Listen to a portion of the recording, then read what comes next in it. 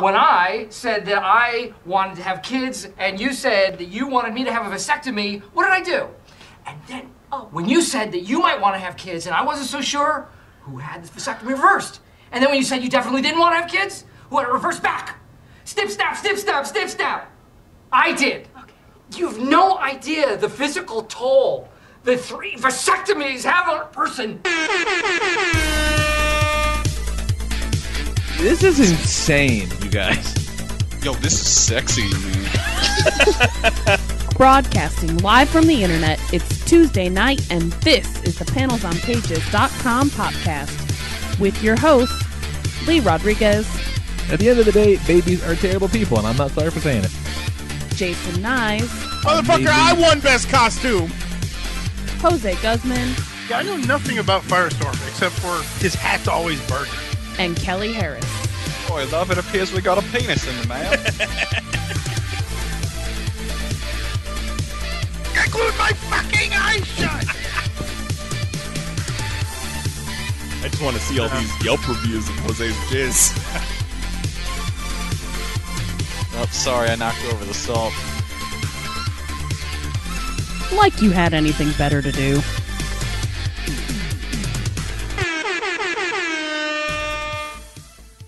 Hey, what the fuck is going on, everybody?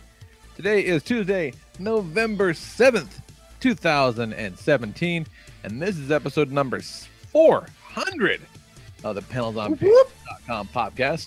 I'm your host, the Lord and Reverend Lee Rodriguez, and joining me tonight, we got Mr. Jason Nyes. Another show that reached 400 episodes, Law and Order Special Victims Unit, but our show has a lot more semen.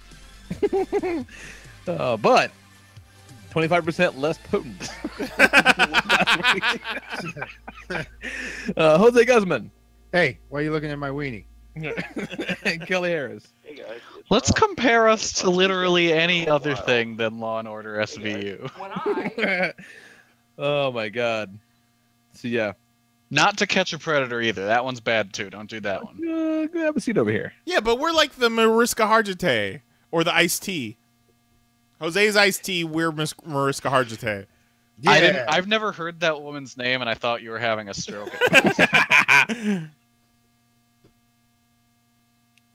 Good stuff. Was not having a stroke.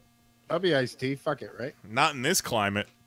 There's there's an amazing Twitter that gets retweeted in my feed every now and then, and it's like it's screenshots of Law and Order SVU, and it's like just Iced Tea just saying some ridiculous like word that no one's ever thought of, and like, you know, what the kids are calling it these days, whatever. It's like, it's no good without context, but it's fucking hilarious. Like, that's a lot of semen. God damn. This guy must have been holding this back for a month. Got a bunch of little tiny solo shot glasses just filled with semen all over his apartment. Here's one. It's the Ice Tea sitting in front of the lady. Goes, it's a new topic from the dark web called heavy train wreck. Chick was pitching a startup for connecting Kinder eggs and the internet. Suddenly she's rolling out the door on an electric unicycle. That's kind of like the House Hunters Twitter bot that Mary's always retweeting. Yeah, like, it's called Hazy Snaps. Kid tried at parties. Next thing they know, they're at the post office getting paid to talk to anime body pillows. Oh my god, I gotta follow this. What was the Twitter handle? Ice Tea SVU. Oh my god. Yeah. Here's one. Medical examiner says he OD'd on something called Rainy Day Galaxy. Housekeeper found him passed out in bed naked except for a polyester blindfold tied to a Roomba. Good stuff. Good stuff. We love you, Ice Tea. We love you. Happy 400, everybody. Happy. Yeah, I got my balls cut open last week. Yes. Woo! I was looking for an opening bit for the show this week. I knew which bit I was going to go with, but I also YouTubed just vasectomy, and boy, oh boy, did I see some stuff. Oh, no. Oh, man, I'll bet. I've seen some shit over the past couple days, too. Yeah. By the way, when I signed my paperwork, it may have been after the show. I don't remember exactly, but the lady was like, okay, this is, sign here saying that, that it's a permanent procedure and reversing it is not covered by insurance. Costs tens of thousands of dollars and has a 10% success rate. I'm like, oh, okay. Right. Sign that motherfucker right there. So yeah, done. So yeah, procedure went off kind of without a hitch. They gave me last week before I went in there, like, hey, take this medicine an hour beforehand. Make sure someone drives you, blah blah blah, and all this. I'm like, okay. I'm like, why not? So it's gonna put you out for a little bit. You're not gonna go to sleep, but you'll be kind of impaired. I'm like, oh God, okay. I had to get home and talk to Nicole, and she's like, what the hell was it? I go, I don't know. Let me pull it out, because like one bag, like one pill in it. And it was a 1 milligram Xanax. And I'm like, oh, bitch, please. You don't know the fuck you're talking to. That's adorable. I've been doing goddamn cartwheels on a 1 milligram Xanax. Fuck out of here. But I took it, and we went. And you want to talk about no decorum, guys. Holy shit. So Nicole's there because they said she could watch, and she wasn't about to not watch. Oh, God, no. Yep. She was all about it. And I was like, are you sure you're going to be okay? Because we had a lady fall out not an hour ago. Nicole, no, fuck it. I'm in. This is going to be awesome. You've watched let me make the incision. I got this. Yeah. She was like, so when our daughter was born, he got to cut the cord. Do I get to cut the cord? So, there's like the nurse lady, and she's there, and I'm kind of waiting for them to, leave the room so I can put on those little gowns or whatever.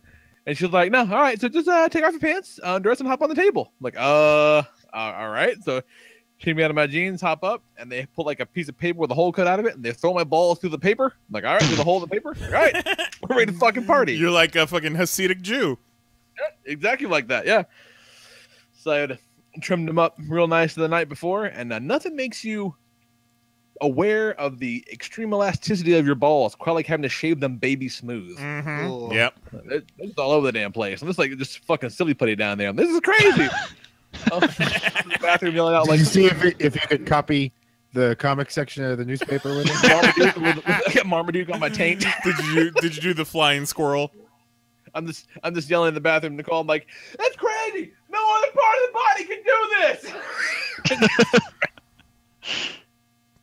But they fucking shoot me up. They give me a couple of shots to dull the nerves, and he fucking went to town. And it was not a big deal. There's this little Italian guy, he's just doing his thing. And the only thing that fucking. Are you sure it wasn't Mario trying to collect a moon out of your sack? His name is Michael Teppadino, the most Italian name in the world. Hey, Teppadino. Mario, I come and collect the moon out of your balls. I'm coming up in your balls. I'm gonna put my cap on your penis, and I'm gonna be able to drive your balls around. Wahoo!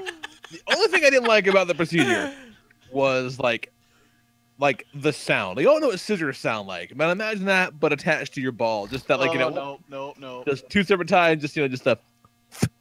I'm like, oh, that was my body. And then we'll just oh, there's the other one. Okay.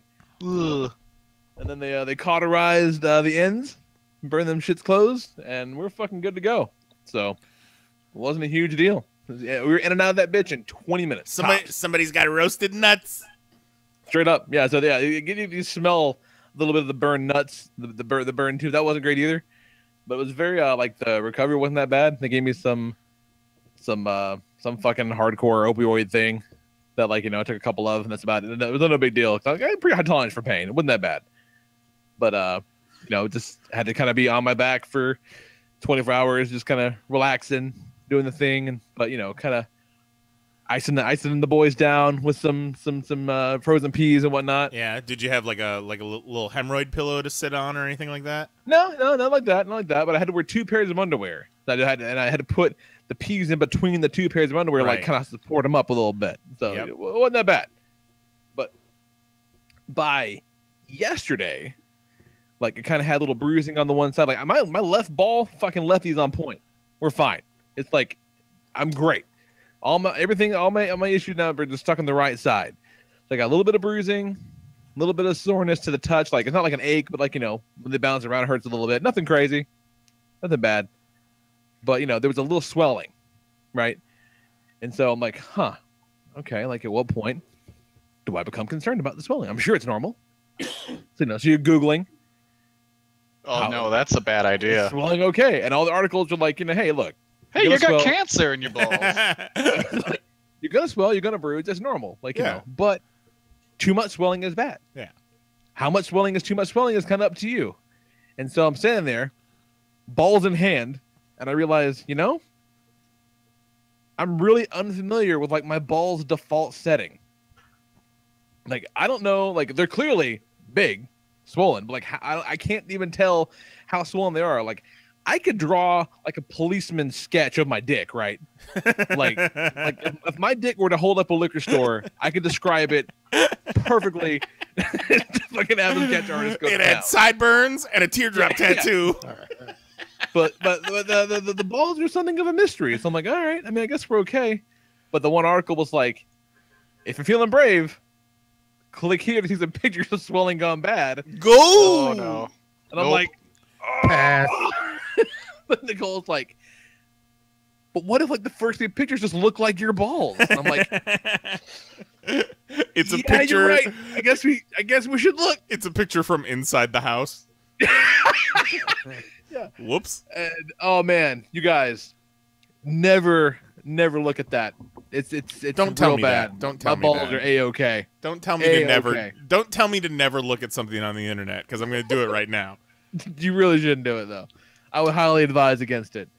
The only other thing worth noting is I'm kind of thrown off balance because of where they had to stitch me up a little bit. So they cut right below the base of the wiener, and they stitched me up. So like you know, like there's like a pucker in the center of my sack.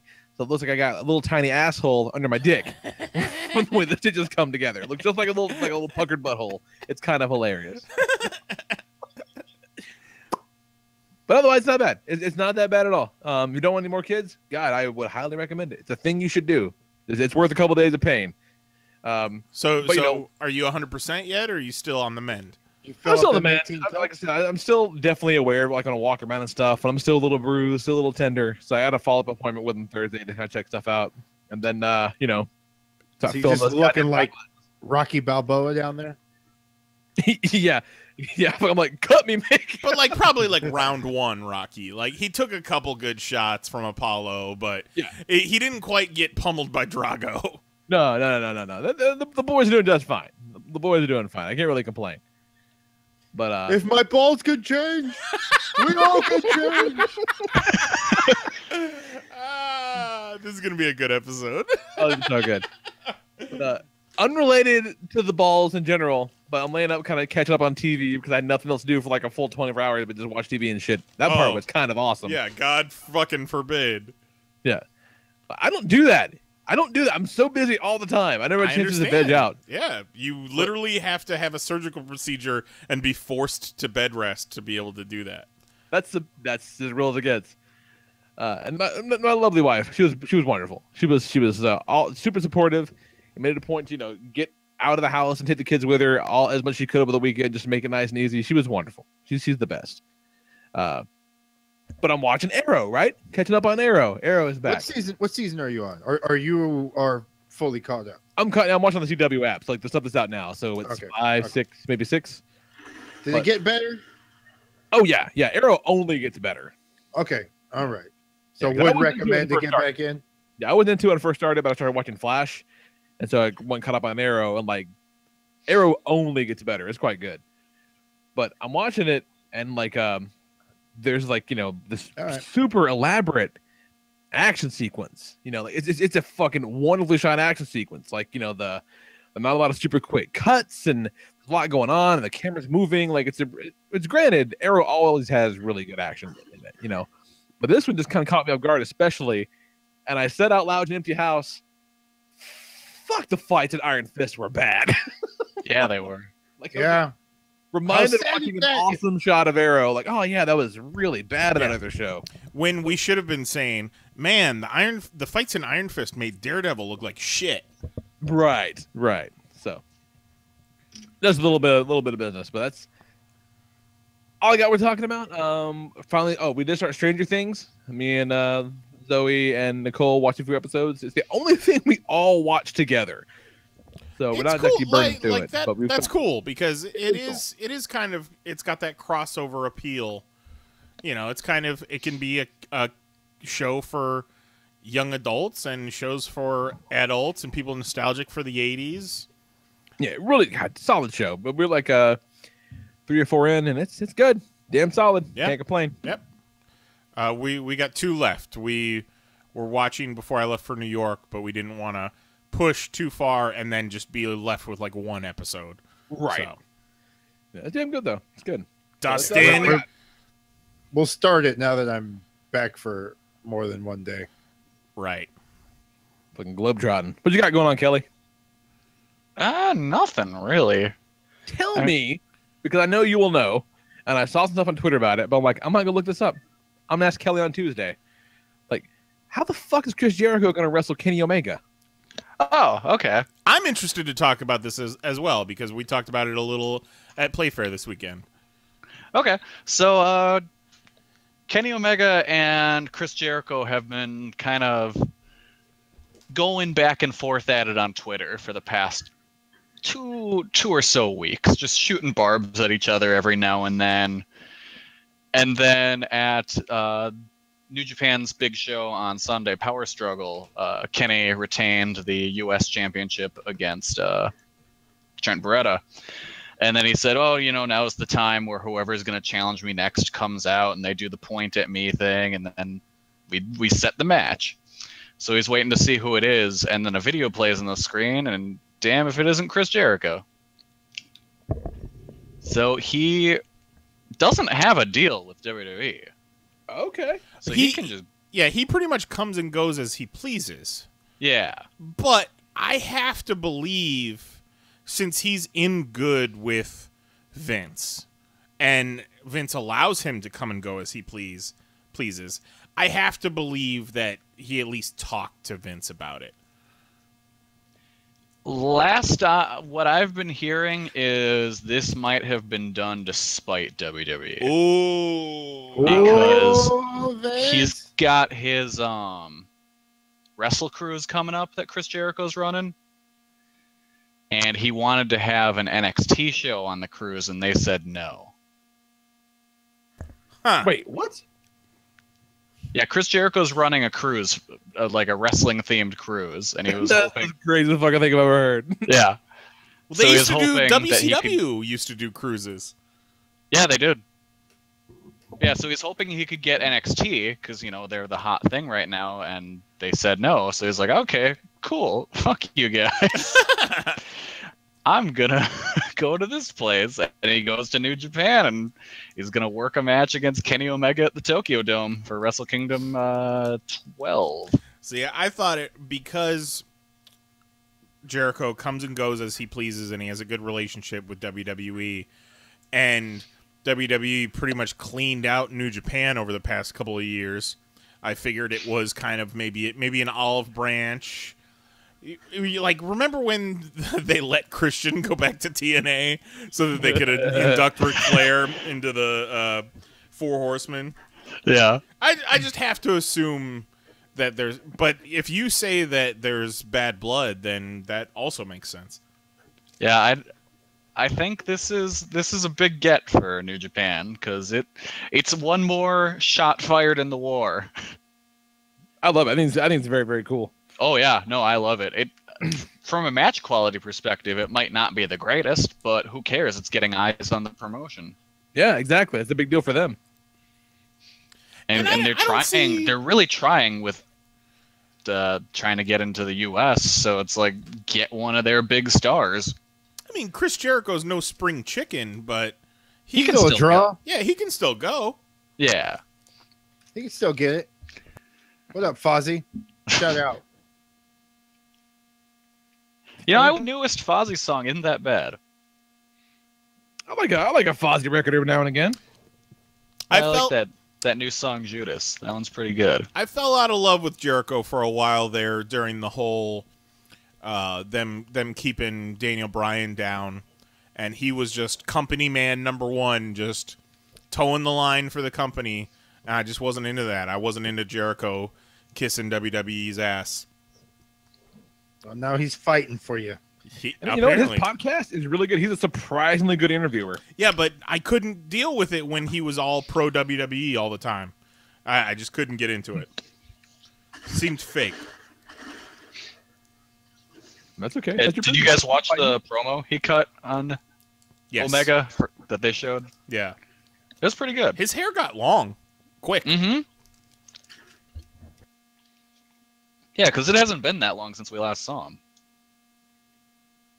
Yeah, right after Mania. Good times. What's going on, Kelly? I mean to derail you right away, but I was just curious. I knew you would know. Oh, of course. He was just talking to Tito about it on Twitter. Yeah. Yeah, no, that was one of the biggest moments of that show. Another big moment was Jay White returning from his excursion. He's going to challenge Tanahashi for the IC title at Wrestle Kingdom. You love that guy. I remember all WrestleMania weekend. You're all about Jay White. Oh, Jay White's great. One of them young lions. Yep. Always good to see one of them young boys come back. Got a new look. Looks like they're shooting him right to the moon. He's probably going to win that match. Everyone was thinking the gimmick he's doing, the Switchblade gimmick, that was going to be Sami Callihan. Thank God it's not. I like Sami, but I don't want to see him in like main events of New Japan. What else? Honestly, I have not been doing much. I've been doing a lot of editing for Voices of Wrestling. We've got we got War Games Week coming up this week. We're 2 parts in. Got a whole week worth of War Games coverage. Yeah, going that's a week from Saturday, right? Yes. Yeah, we're getting out ahead of it because we assume everyone will be doing their War Games coverage this coming week. So we figured why not do it the week before. We'll have to Jose. We'll have to see if the wrestling nerds are watching NXT or Survivor Series while we're up in New York for anime.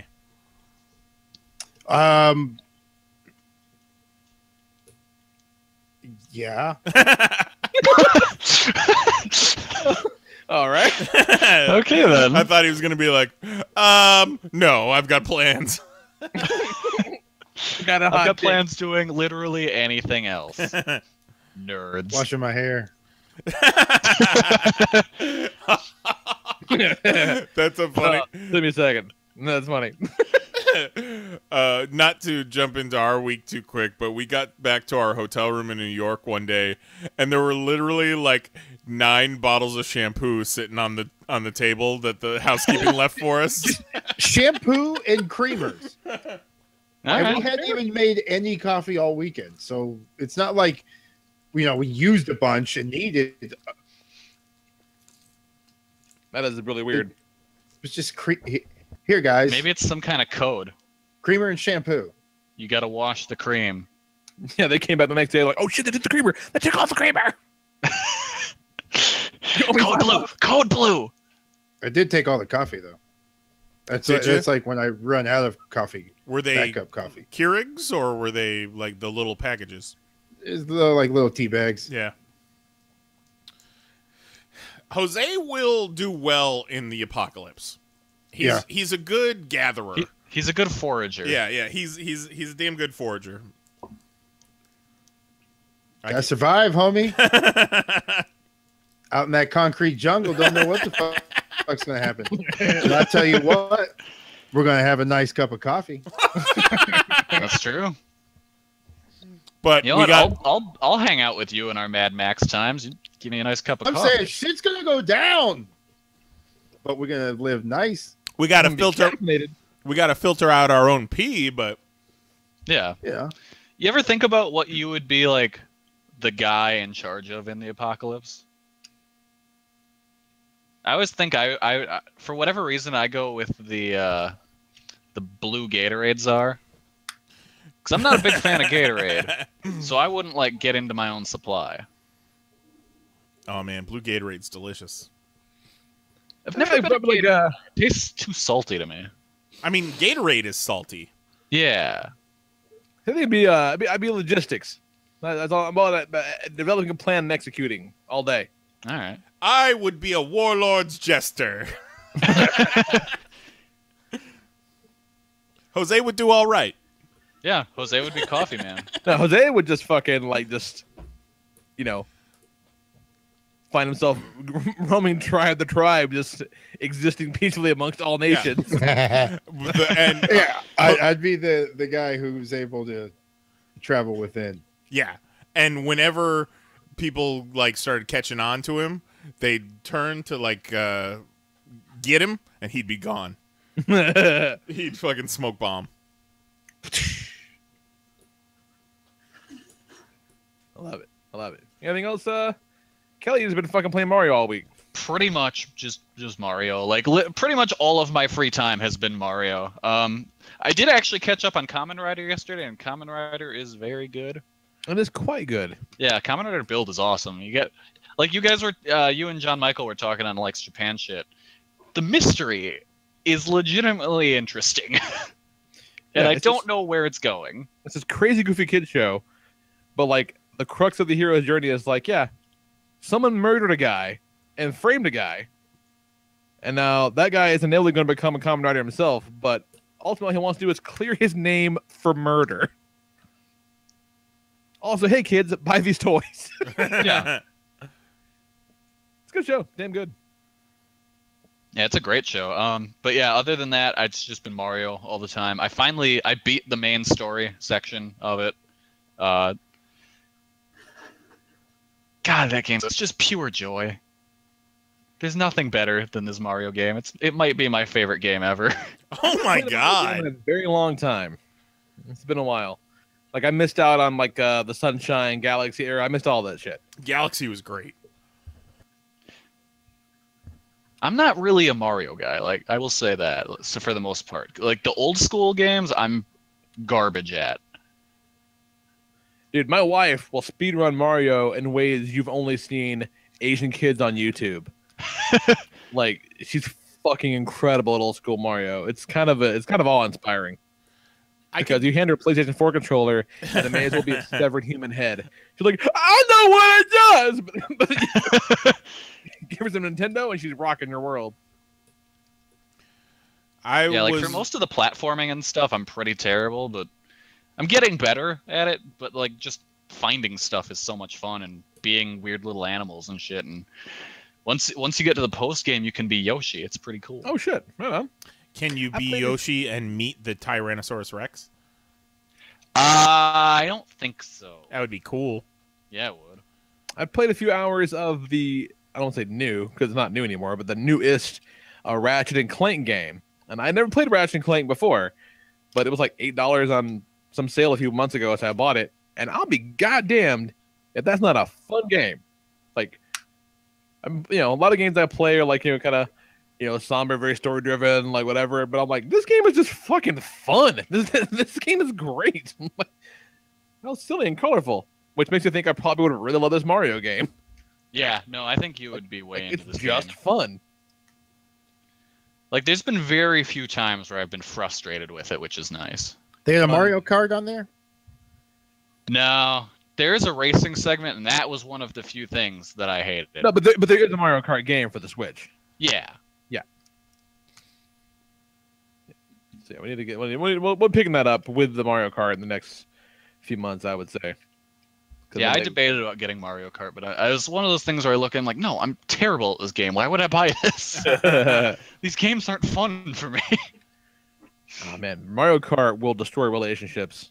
Like Mario Kart's the shit. Like if you got a girlfriend and you're like, oh god, I wish I could just find a reason to break up with her. Play Mario Kart. Play Mario Kart, and then in 15 minutes she'll be calling you a cocksucker, and you're like, "Oh, you could just pack your shit and leave." Remember when we used to have Wizard Universe message board nights on Mario Kart Wii? Yeah, we do. It's a damn good time. Fuck yeah, Mario Kart back in the day, playing in no names given on the shows class. No names, not in this climate. Jose's new thing is not in this climate, and it's my favorite thing. Yeah. Because it's a thing that you would never expect Jose to say.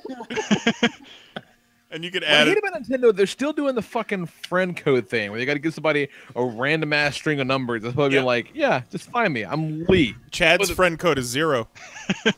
That's lame. Friend code? What the fuck is that? It's the way you link up. Wii. Yeah. Oh, that's like the... Instead of having a screen name, it's a friend code. But but like you can never remember your friend code, so you got to write it on every goddamn time. So you're a fucking Oh, yeah. inmate. You're a Mario inmate number. Yeah, exactly. Exactly. Yeah. What's going on, you guys? Nice. Where the fuck you guys been? Oh, New York, New York. That New York. jungle. Steve never sleeps. Yeah, but No. but before we got to New York, I got my first taste of TSA pre-check, and Nice. How was it? it is Tell the 'em. sweetest nectar that I've ever tasted. Tell him, Dave Bob. We glided through TSA like fucking VIPs. It was amazing.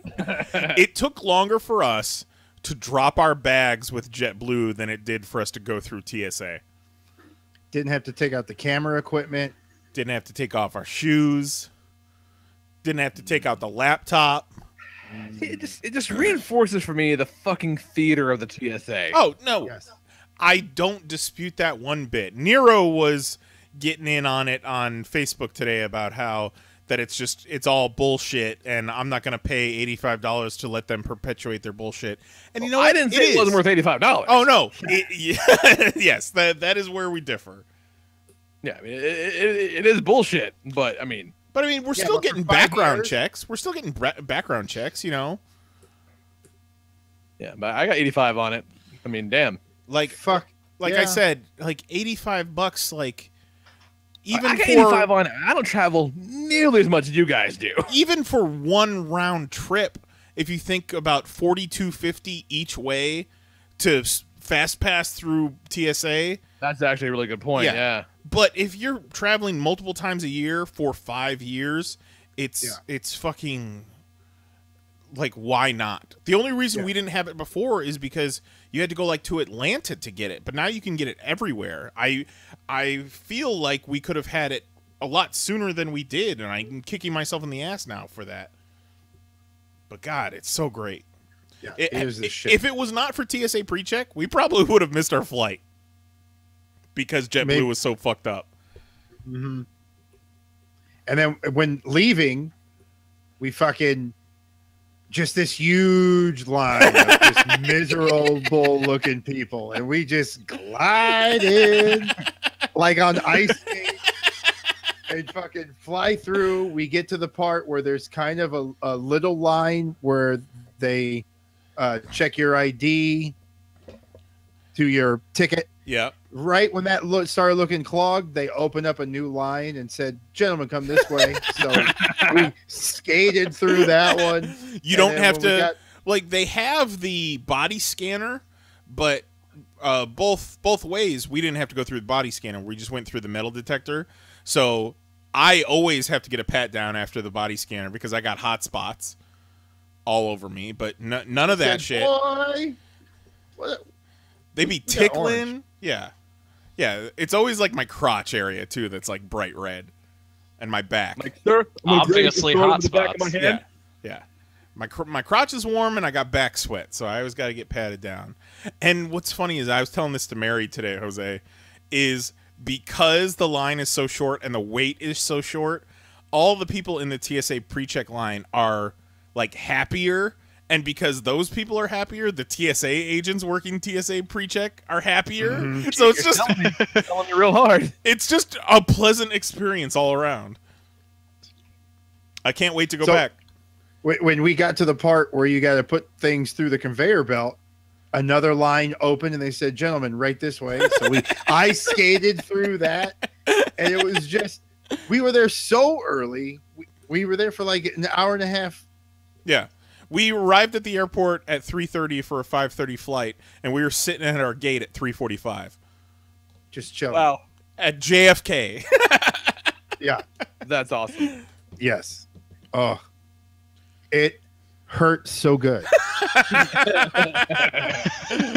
Like, what are we gonna do with all this time on our hands?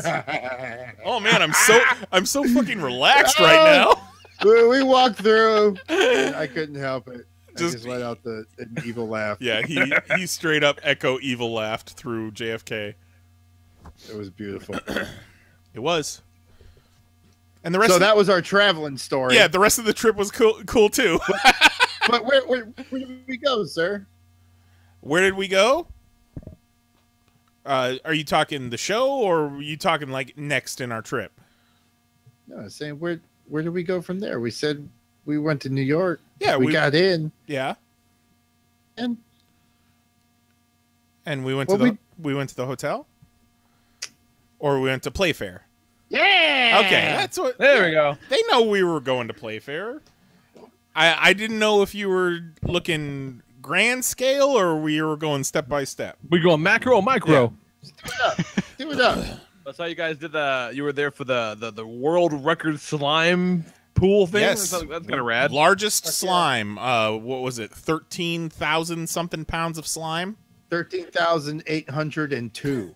No, 820. Slime by 820? pounds? I would assume it'd be some kind of volume. It was a scale. The whole thing was on a giant scale. Yeah, because you got to realize you were putting in, the volume you can do with glue, but then you're mixing in a whole bunch of chemicals and shit that adds weight, but it'd be hard to quantify in volume. Right. Okay. It was that makes sense. Liquid starch they were adding to it to kind of set it up. I don't know. I don't think they were adding borax, but Zoe did some shit with glue, shaving foam, and lens, like a contact lens solution that was like foamy and tacky. Yeah. So the glue world record was put on by Maddie Ray's slime glue. This little girl, like 13, 14 years old? 12 maybe? 12. Has her own slime empire that her dad is basically Tiger Woods' dad. he is the Tiger Woods' dad of slime. And he was running the whole thing, and it was this huge production, and they must have invested a shitload of money into this because it was bigger than your above ground pool, Lee. This pool that they were putting slime in. It looked enormous. Yeah. And hundreds of kids and so much glue and so much food coloring and sparkles and glitter. And apparently you have to pay to get a Guinness World Record certified. Really? Yeah. Well, that makes sense, yeah. And they gotta fly somebody out to measure it and shit. Yeah, and it's no cheap affair either. So slime is a booming business, apparently. Yeah, we went to you guys are Five Below, right? Yeah, it's a clothing store, right? Oh, it's like a dollar store. Everything's under $5. Yeah. Yeah. Well, we went in there the last time we were there, and it's like always different shit, But they had like the whole center spot was just like all kinds of like DIY slime kits. Here's a book on different kinds of slime, recipes for slime. Like the fucking slime is the hotness right now. When we were shooting the commercial, we went to Michael's, a craft store, to pick up supplies, and they had a whole just kiosk for slime ingredients. So weird. And we were looking at it, and somebody came up like swiftly to help us, and like, oh yeah, this is here, this is there, this is over there, because that Michael's is probably making a shitload of money off of slime lately. But you know what, man? Whatever. I don't get it, but it's one of the few things my kids like to do that isn't playing their tablets and shit. Yeah. So fuck it. Well, you know what's so funny and interesting? So it's Maddie Ray's slime, and she's a 12-year-old girl. And then we did a bunch of testimonials with parents and kids that went to Playfair to ask them what their favorite kind of thing is. And we had more than a couple girls say, I was here for the slime. I came here for the slime. I love slime. This one little girl was like, I like girly things like slime. I'm like, back in my day. Yeah. Slime. Zoe loves that shit. Well, I mean, I've played with slime with Zoe and Kate, but I didn't think of it as a girl's thing. I just thought of it as a kid's thing. And there were a lot of girls mixing that big vat of slime. Interesting.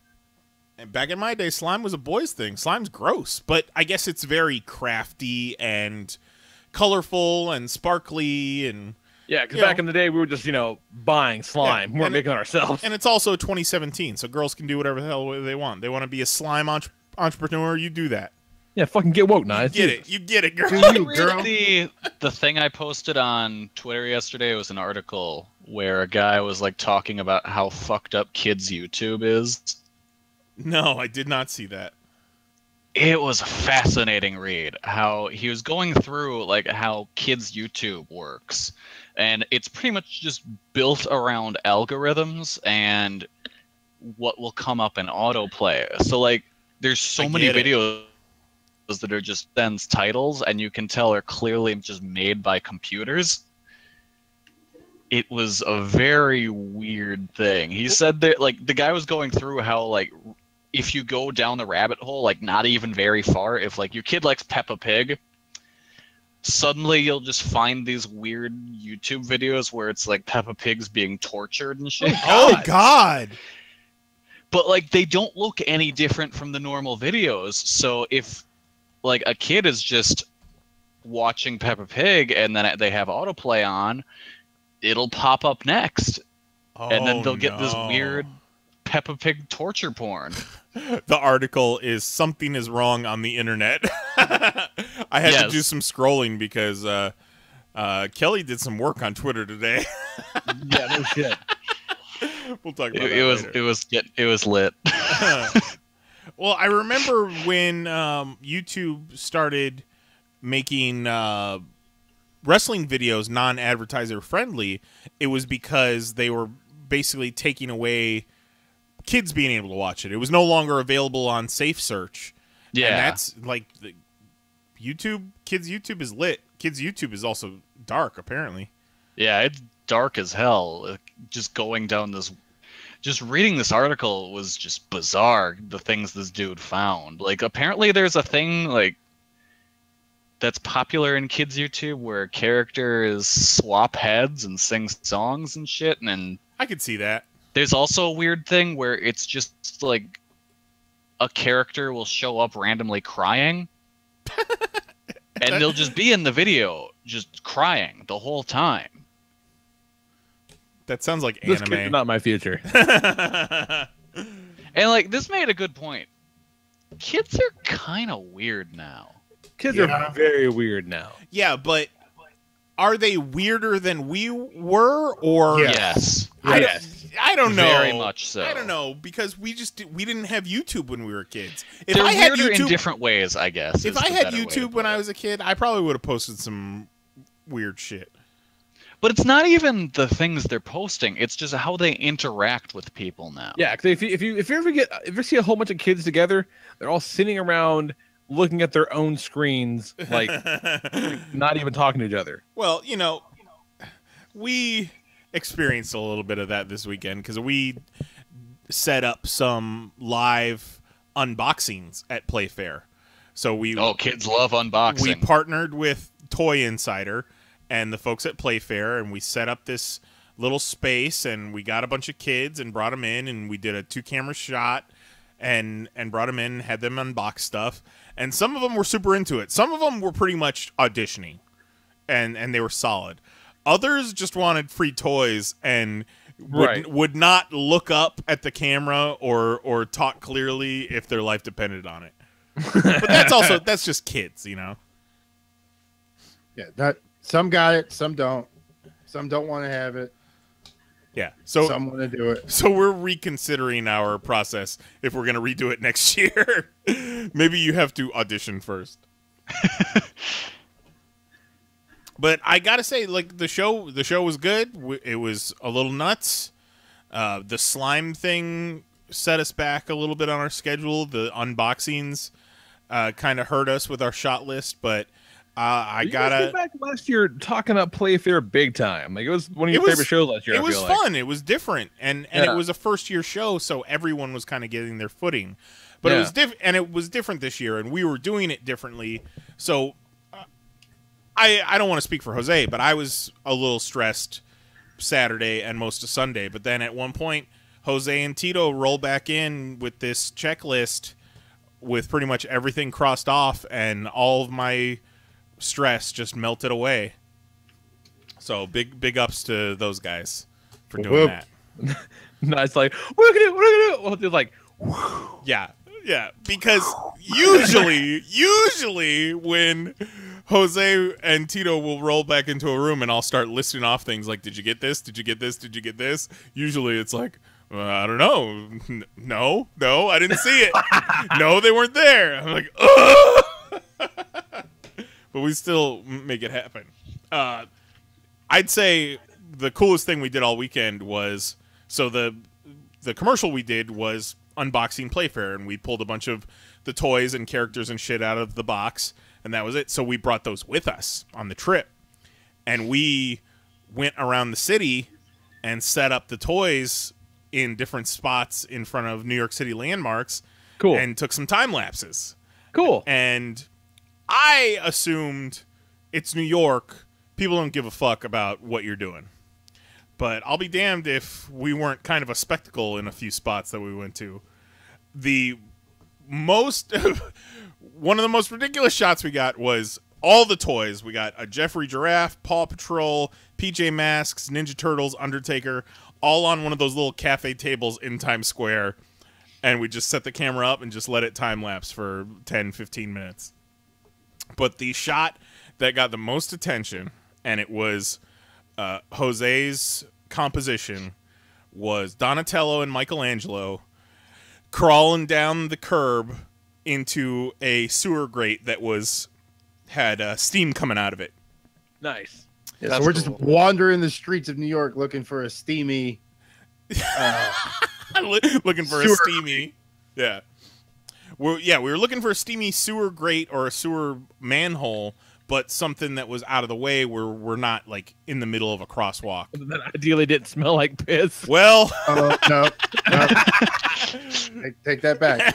Yeah, we got done with the shot, and Jose says to me, "Oh, I forgot to mention how awesome that smelled." But we got this little shot set up, and a crowd was gathering around us, taking pictures. People were super into it. People would pass by, and they'd see the Ninja Turtles, and you'd see their face light up. It was awesome. And then this one guy comes over, and he's like, can I take a picture? I'm like, yeah, that's cool. And I was like, I'm going to take a picture of you taking a picture. And the guy's like, so what are you doing this for? And we kind of explained that we were with Playfair, so on and so forth. He's like, cool, well, I'm in-house over at Nickelodeon, so you got any contact information? Yeah, man.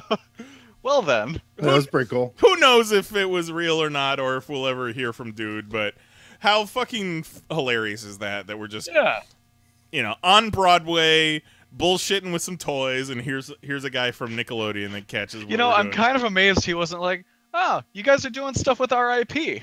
Well, I mean, they were part of the show, so... They're sponsors. Yeah. So they can't bitch too much. Actually, We're making them look good. Actually, I don't think Nickelodeon was a sponsor. Well, Playmates was for sure. I don't think Playmates was either. I'm trying to help. But the Ninja Turtles were there. The Ninja Turtles were there at the show. Okay. Spin Masters was hopping, though. The Spin Masters booth, Paw Patrol. Spin Masters is the brand, but it was Paw Patrol, Rusty Rivets, Hatchimals, and Soggy Doggy. That was all Spin Masters, and their booth was Spin Masters made like the bullshit toys when we were kids. Yeah, and apparently not, because they were one of the top dogs there. And they had meet and greets at their booth. They had probably 5 of the top 10 IPs at the show that people were wanting to see. Nuts. Yeah, not anymore. They were not like they were around when we were kids, but they were just no one gave a shit. Like now you always hear Spin Master and you assume like spin art. Or what was that? What was that thing? It was kind of spin art. Spirograph. Spirograph. Yeah, that's they did, I think. But now they're like they got licenses. Yeah. Good for them. And who's got a train going by them? Jose. I do. Taft. There's another fucking train.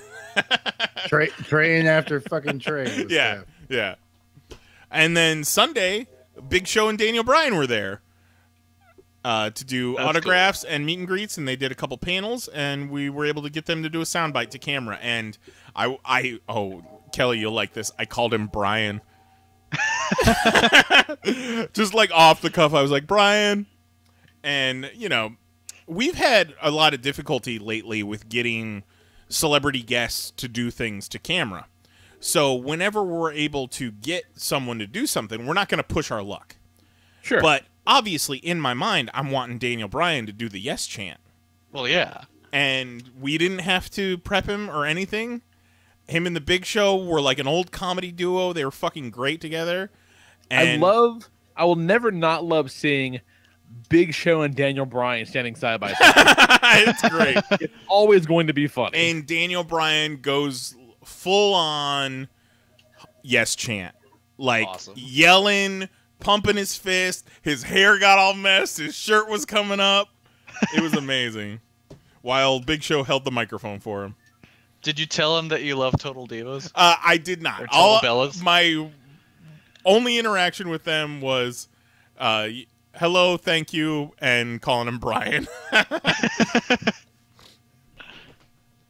If I wasn't as nervous, I probably would have congratulated Big Show on being in the best shape of his career and congratulated Daniel Bryan on his new baby.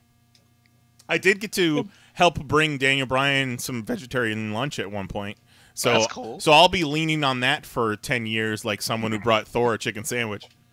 Nice. Fantastic. Oh, we got speaking of time-lapse shots, Friday night after the show, there was literally a pizza place on the corner of our hotel room, which was great. Ooh. Two Bros Pizza. So we got us some pizza for dinner and brought Michelangelo out, and Jose ripped off a little corner of crust for Michelangelo, put it in his hand, and had Michelangelo chowing down on some New York-style pizza. Probably one of the greatest shots we've ever shot in our lives. Oh, man. But It's a good stuff over the weekend. good stuff, and always appreciate Tito coming out and helping us out. We couldn't do it without him. I mean, we could, but we wouldn't want to, and he helps us a great deal. And Jose's niece Destiny got to come out the day before the show and check out what we do, like see the show floor and see us being professional with colleagues. She was very impressed. Mm-hmm. She's like, oh. You fucking clowns are legit. Yeah, yeah, I love that. I love that reaction when people are like, "Wow, you guys are like professionals," especially because we get accused of being unprofessional so often. You're like, no, it turns out we're the goddamn best. Yeah, Tch. and then something like Kerouac humping our colleague or humping us in front of our colleague happens I forgot about back that. in the day. I mean, Things could have gone so much differently. And then this guy's heading back up to New York on Monday, and I'm back on Wednesday for anime next weekend. Oh yeah. And then that is our last show for the year. But then 2018 is gonna look busy. I'm sure we've talked about this before, but the original Playfair last year ran in conjunction with Toy Fair, Right. and they partner with the Toy Industry Association to put it on. It's kind of the Toy Industry Association's Comic-Con instead of the B2B business to business, which is Toy Fair. So last year we got to meet some of the toy industry people. Now, a lot of people might not know that Toy Fair it's not a public event. It's a trade show more than anything. Right. It's for buyers, sellers, and press, essentially. And we got to get in last year and check it out for the first time. And then we got to meet some more of the Toy Industry Association. What is going on? That's not me. What is going on, Jose? I don't know. Felt like there's just car crashes. Or like someone's doing dishes and trying to put the pots back in the cabinet. Crazy dishes. It, knock on wood, but it is very likely that we will be working officially with Toy Fair next year. Nice. Man. So, if either of you guys want to come to New York in February, I'm sure we could use the extra help if we got a couple extra cameras. But we'll talk about that in the future when it's I may have the time when it's more realistic. But I immediately, when I thought of it and thought that it's a big show, we might need some help, I immediately thought of you, Lee, because you like toys. Not that you don't like toys, Kelly, but No. Lee is the toy man. Yes. Lee is the toy man. Yes. I was gonna call him the toy boy, but that sounds wrong. Yeah, you can call him a boy toy. I'm a toy boy. Wow, wow. Hey, look, I got my balls open last week. I'm a toy man. Thank you very much. Show some respect. I'm a toy boy. That'd be fun. Wow, wow. Could be cool. And then we're looking at doing Classic Auto Show again next year, and then Awesome Con and Axpona again, and then WrestleMania's in there somewhere. Anime. And anime next week. But it's looking to be a very next week, next year. Well, yeah, next year. Jose was looking at our schedule and looking at his schedule because he's got his other job as well, and he's like, yeah. So it looks like we're busy February to July. WrestleMania is coming up. I'm very excited about it. Yes. Yep. Gotta book some stuff soon. Yes, we should definitely do that. I've been a little preoccupied, but we got some money, honey, so we should definitely do that. Yeah, I'm not talking shit. I'm just saying. I'm not saying you were talking shit neither. All right, good. Glad to know we're on the same fucking page. Fucking A. Anything else you want to throw in there, Jose? Yeah, anything else that I missed? Well, okay, so it's a lot of kids, and one of my hilarious moments to me was when I was taking a shit. Oh yeah, this story's good. I'm taking a shit. It's the morning or whatever. I don't know. I pooped like 4 times that day. I can't keep track. Either way, I'm taking a shit, and I guess it's a dad and 2 to 3 kids. Oh, that's the saddest thing I've ever heard. They're all peeing at the urinals, and I'm in the stall. And then I hear the one kid scream out, "Hey, why are you looking at my wee-wee?" "Man, I ain't looking at your weenie." And then the dad's like, "Hey, why are you looking at his weenie?" I had to laugh. I was like, all right. The things you hear. Hey, I got your own weenie. Man, I ain't looking at your wee-wee. So I imagine being the super New Yorker. Where's the guy a fucking queer? I'm fucking pee-peeing over here. Hey, look, we got Mr. Captain Wee-Wee Looker right over here. that was cool. Trip was cool. Peeping wee-wees. We were able Push to your keep wee-wee cart into the street. Classic. Genius. So good. So that's our week adventure. Yeah. Fuck me, man. Solid adventuring, Dillman. Solid adventuring. Let's go to the mail, shall we? Look at all this fan mail. Wow, that came up quick. I like it. Yeah, it did. Way to go, iTunes. Get your shit together. I like it. So, yeah, we did get some mail this week. In celebration of our big 400th episode. Starting with, we got us a voicemail at 616-951-1POP from our good buddy Rob, co-founder of PanelsOnPages.com. Hey guys, it's Rob. I haven't talked to you guys in a while. Man, 400 episodes. That is insane. I like the fact that I actually contributed to some of those. Not a lot, right, but I did my part some. Yeah, and you can do it again if you'd like. Falling behind some now because of work. I can't listen on the live cast anymore, but I download every week and listen every week. Just finished listening to the latest episode with the Monster Squad commentary, and it was great as always. You're right. You guys called for calls, and so I called the calls.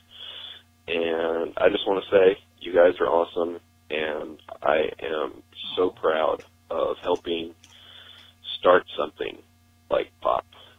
Damn right. I didn't do much in the beginning or in the middle or ever, but I'm so glad to know all you guys and call you friends and be able to just let people know that I started something that's meant so much to me and so much to us. I mean, hell, we've had people get married and have kids, and it's touched people in ways that are appropriate, and I never thought would happen. And I'm so honored to be a part of it, whatever small part I played. Oh, God, I'm starting to get misty. Okay, so I'm going to wrap this up and just close out by saying you guys are awesome. I can't believe we made it to 400 episodes, and here's to another 400. Oh, God. And hopefully at some point I will see and talk to all you guys again. All right? Bye. Hell yeah, man. Hell yeah. Oh, that was so Love nice. you, Rob. He didn't play a small part. He played a really big part in PoP. No, God, no. Like we were saying before the show, he was one of the most consistent contributors on the site, and then, you know, life happens. But yeah, we miss you, Rob. We want to do this sometime again, so you should call off of work sometime and come on the show. Yeah, fucking A. Send in more voicemails or emails or something. Yeah, so we got a email from... Oh, real quick, I remembered a joke I wanted to make. He says, he talks about, like, in this time that we've been doing PoP, people have gotten married and people have had kids, and he's so proud of what we have done at PoP. And it's true. He is very proud of what we've done at PoP, to the point where he will wear his PoP t-shirt to a wedding and not give a fuck. Love it. Well, if there's any wedding to wear that shirt at. That's right. It's any wedding. No, it wasn't like our wedding. It wasn't a PoP wedding. Oh, never mind then. Great. I love it. That's amazing. So great. Yeah, so Mahoney wrote in, emailed us, and sent some presents along with it. He emailed us to popcast@PanelsOnPages.com. And he wrote in, congratulations on episode 400. Happy 400th episode, you magnificent bastard. Here's a few clips from way back in the day that I thought you might want to look back on. And holy shit, you guys. He said Time capsule. From, what are you going to lead off with? We're going to go with episode 27. Okay, I don't have them listed by episodes. I've got a 2-second clip, a 33-second clip, and then a 7-minute and 5-second clip. So just fucking play one then, I guess, because Okay. I have the names. So we have got some disconnect here. So fucking go nuts. Go nuts. Well, when I brought them into iTunes, they, you know, it does like artist and album and shit like that. But Okay, well, hang on. I was super excited to play this one right here. Spaghetti, spaghetti, spaghetti. I couldn't decide if that was the soundbite or Spaghetti, spaghetti, spaghetti. One more time, guys. Spaghetti, spaghetti, spaghetti. That shit's dumb. I love it. I love it Oh, so much. for Okay, no good reason. Here's another one. Dexter. Oh, yes, Dexter. Dexter. Dexter. Dexter. Dexter. This many days until Right, Dexter. Dexter. Sodaquist. Asian. Sodaquist and Ramos. Fucking Sodaquist and Ramos. Dexter. Dexter Morgan. Dexter. Dexter. Dexter Morgan. Angel's Crazy Good Burrito. Dexter. Dexter don't text. Dexter. All right, moving on, man. What do you got anything else you want to share before we move on? Anybody got anything? Dexter. All right. Sometimes when I'm working at my computer, I will put iTunes just on random. And no shit, that Dexter bit came up on random a couple weeks ago, just out of nowhere. Oh, that's so funny. And I also love when the poop commercial comes on. I love the poop commercial. So I'm going to assume, because it was labeled something Gandalf. Yes. PoP I believe this is 27. episode 27. We used to play a Fuck, Marry, Kill game kind of on the reg. And then it got real rapey. Thanks, guys. Yeah. No, it just... I wasn't a party to any of this. This was one of the more epic bits we did early on. And I think this is like one of the first real moments where Jose kind of fucking cracked out of his shell and we saw a glimpse of the genius that would come to know and love. So fucking hit it nice. But this one is called Can I Smell Your Beard? And gentlemen, your choices tonight are Santa Claus, Alan Moore, or Gandalf the Grey. Oh shit! I sent this one in. Oh! What? Two wizards. You're familiar with Fuck, Marry, Kill, right? No. I'm gonna need a little bit of advice. Oh, okay. So the rules of the game are simple. So holy shit, this was from the same episode as the Dexter bit? Because Marushak, right? Yeah, and Marushak was at Playfair this weekend too, doing his thing. Simple, sir. Full You're presented circle. with 3 options. And you have to tell, out of the 3, which one you would marry, which one you would fuck, and which one you would kill. Hence, fuck, marry, kill. So, Santa Not in this Claus, climate. Alan Moore, Gandalf the Grey. Thanks, Kelly. Appreciate this. It's easy. All right, what do you got, Jose? You gotta kill Alan Moore. Yep. You have sex with Santa, because that'd be one freaky deaky no, night. you're fucking I don't up. agree. You're fucking No. up. You don't, no. Well, if you're let him finish, let him freaky finish. deaky, then you fuck Gandalf. He's a wizard. There will be a fireworks show in the bedroom. And I want a fireworks show every night. So No. You marry the fireworks show. No, you marry Santa Claus. You live at the fucking North Pole, and you get Elves and toys. Gandalf. He's Gandalf. He's Santa Claus. You have to marry Santa Claus. No, you don't. No. What are you on, man? You don't have to marry Santa. Why do you have to marry Santa Claus? The only problem with Santa Claus, the only problem with marrying Santa Claus, is you better never fuck up in that relationship because he knows if you've been naughty. Oh, jeez. Okay, what is the benefit of marrying Gandalf? What is the benefit of marrying Santa? Because Are you high? He's a business owner. He's the marrying type. Are you high? Yes, he was, and is right now. Lord, it's the same shit every fucking year. The same goddamn shit every fucking year. And he probably sleeps like 8 months. No, you married Gandalf. Are we talking Gandalf the Grey or the White? You know, it doesn't specify. It just says Gandalf. So You guys can halfway through. He turns into the white. You can grow white together. I find it interesting that either way, you're dealing with 2 guys with beards who hang around with a bunch of short people. Ooh, point. Ooh, point. Wow. I agree. Really, it's all 3 ways because I've heard some stories about Alan Moore. Okay, you marry Santa, you're going to be fucking bored as shit. Are you high? But what do you think, Gandalf? You're just gonna walk around New Zealand? Dude, you ever see Gandalf walk? The motherfucker had a horse. He could probably make unicorns. Screw that! He calls it an eagle. It's fine in style. That's true. The Eagles are okay. The Eagles are a selling He point. does whatever the fuck he wants. Reindeer who bitch about who's going to be up front the whole goddamn time. Dude, reindeer with laser noses. Can this be the actual all the stop coke he motion snorts. Santa I don't want from no Rudolph? cokehead. Claymation Santa? Yeah. Gandalf, you got codependent fucking Frodo that you gotta deal with. This is after they dropped the ring in the fucking shit. He never went back and talked to them. That shit was done. Next mission. It's something He put on new. his leather jacket and he took off. Jesus Christ, he's like... You're going to be like, oh, Santa, what do you want to do? The same thing we do every year. The same old shit. We're going to sneak into some people's fucking chimneys. We're going to leave some presents. We're going to fucking shit in some stockings. We're going to eat their cookies. We're going to drink some fucking eggnog. And guess what? We're going to go back home and plan on doing this a year from fucking now.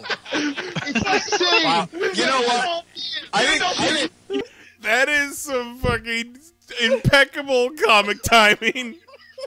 But I think, you know, we'll continue listening to this, but I think the stronger bit was when it was Gandalf and the King Arthur's Round Table bit. I'm flying that eagle, and we coming for that round table.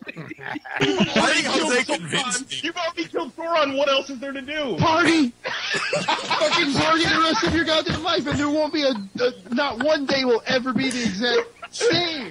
If you marry Santa Claus, it's Groundhog Day over and over and over and I think over. you know what I'm saying. He's kind of selling me on it. It's the same. It's fucking Gandalf. He goes, you know, if let's say you're going out and there's like a concert and there's a bunch of fucking dickheads mosh pitting around you. He goes, "Thou shalt not pass." Bam. They're gone. There's like a wall of awesomeness that douchebags can't cross, and you fucking party. There's fireworks, there's fucking fountains, there's fucking, like, there's yoo-hoo fucking castles. I mean, whatever the fuck you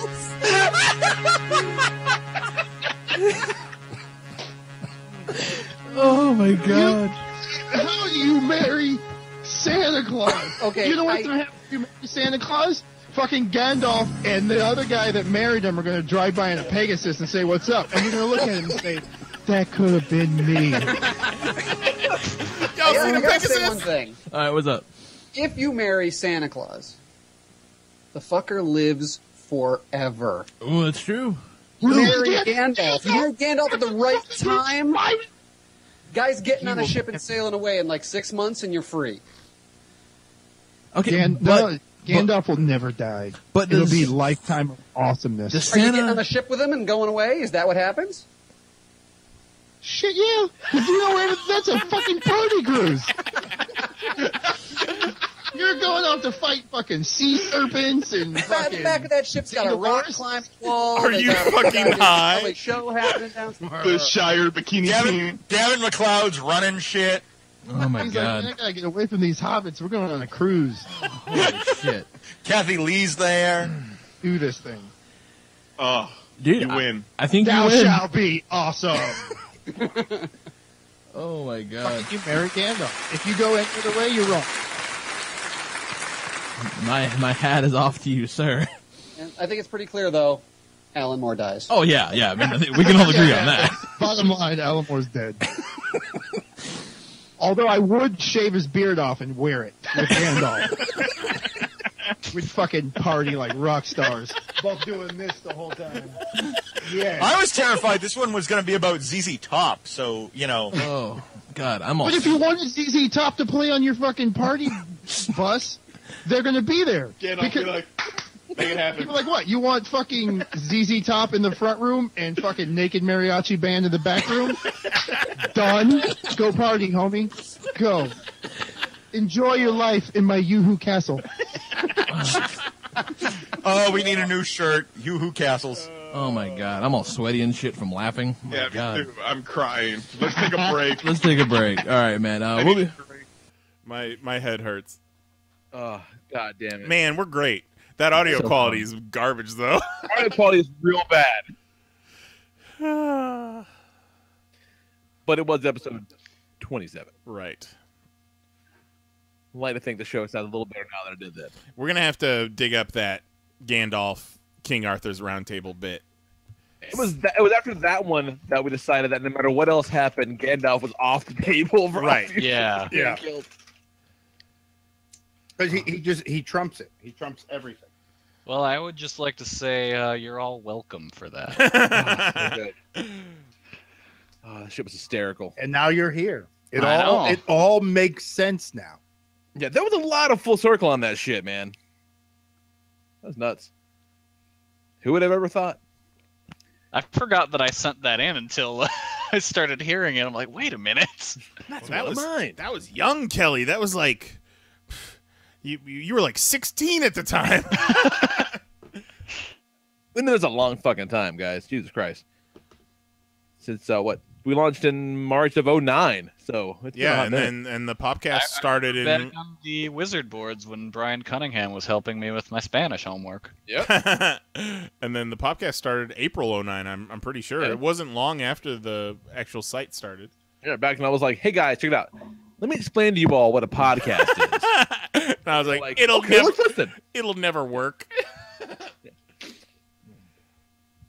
Well, that's great. Let's take a break because much like, it did back then, I'm all tired, need to walk away now because that was fucking hilarious. You're goddamn genius, Jose. The good old days, man. Bringing them back. The what do you like to call it?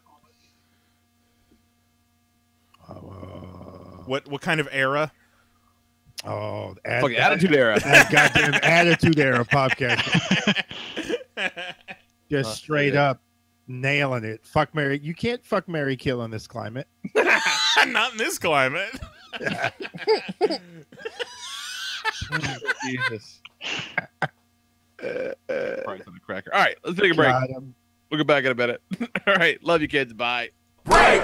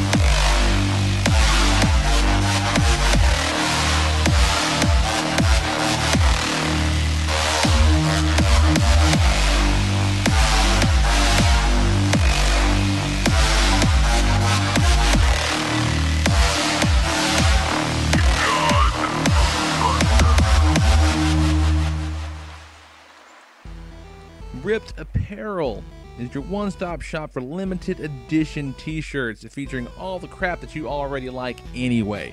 Every day you're going to see 3 new limited edition designs available only for 24 hours. That's just a single day. After that, they're gone forever. And best yet, if you want to check them out, buy a little something, they're going to throw a little kickback to us, your folks, your friends here at the Popcast. So go to PanelsOnPages.com, click that banner at the top of the page, or on the sidebar at pcn.panelsonpages.com, or you can just update your bookmark, check it out on your phone every single morning. That's what I do. Ripped, that's RIPT.panelsonpages.com.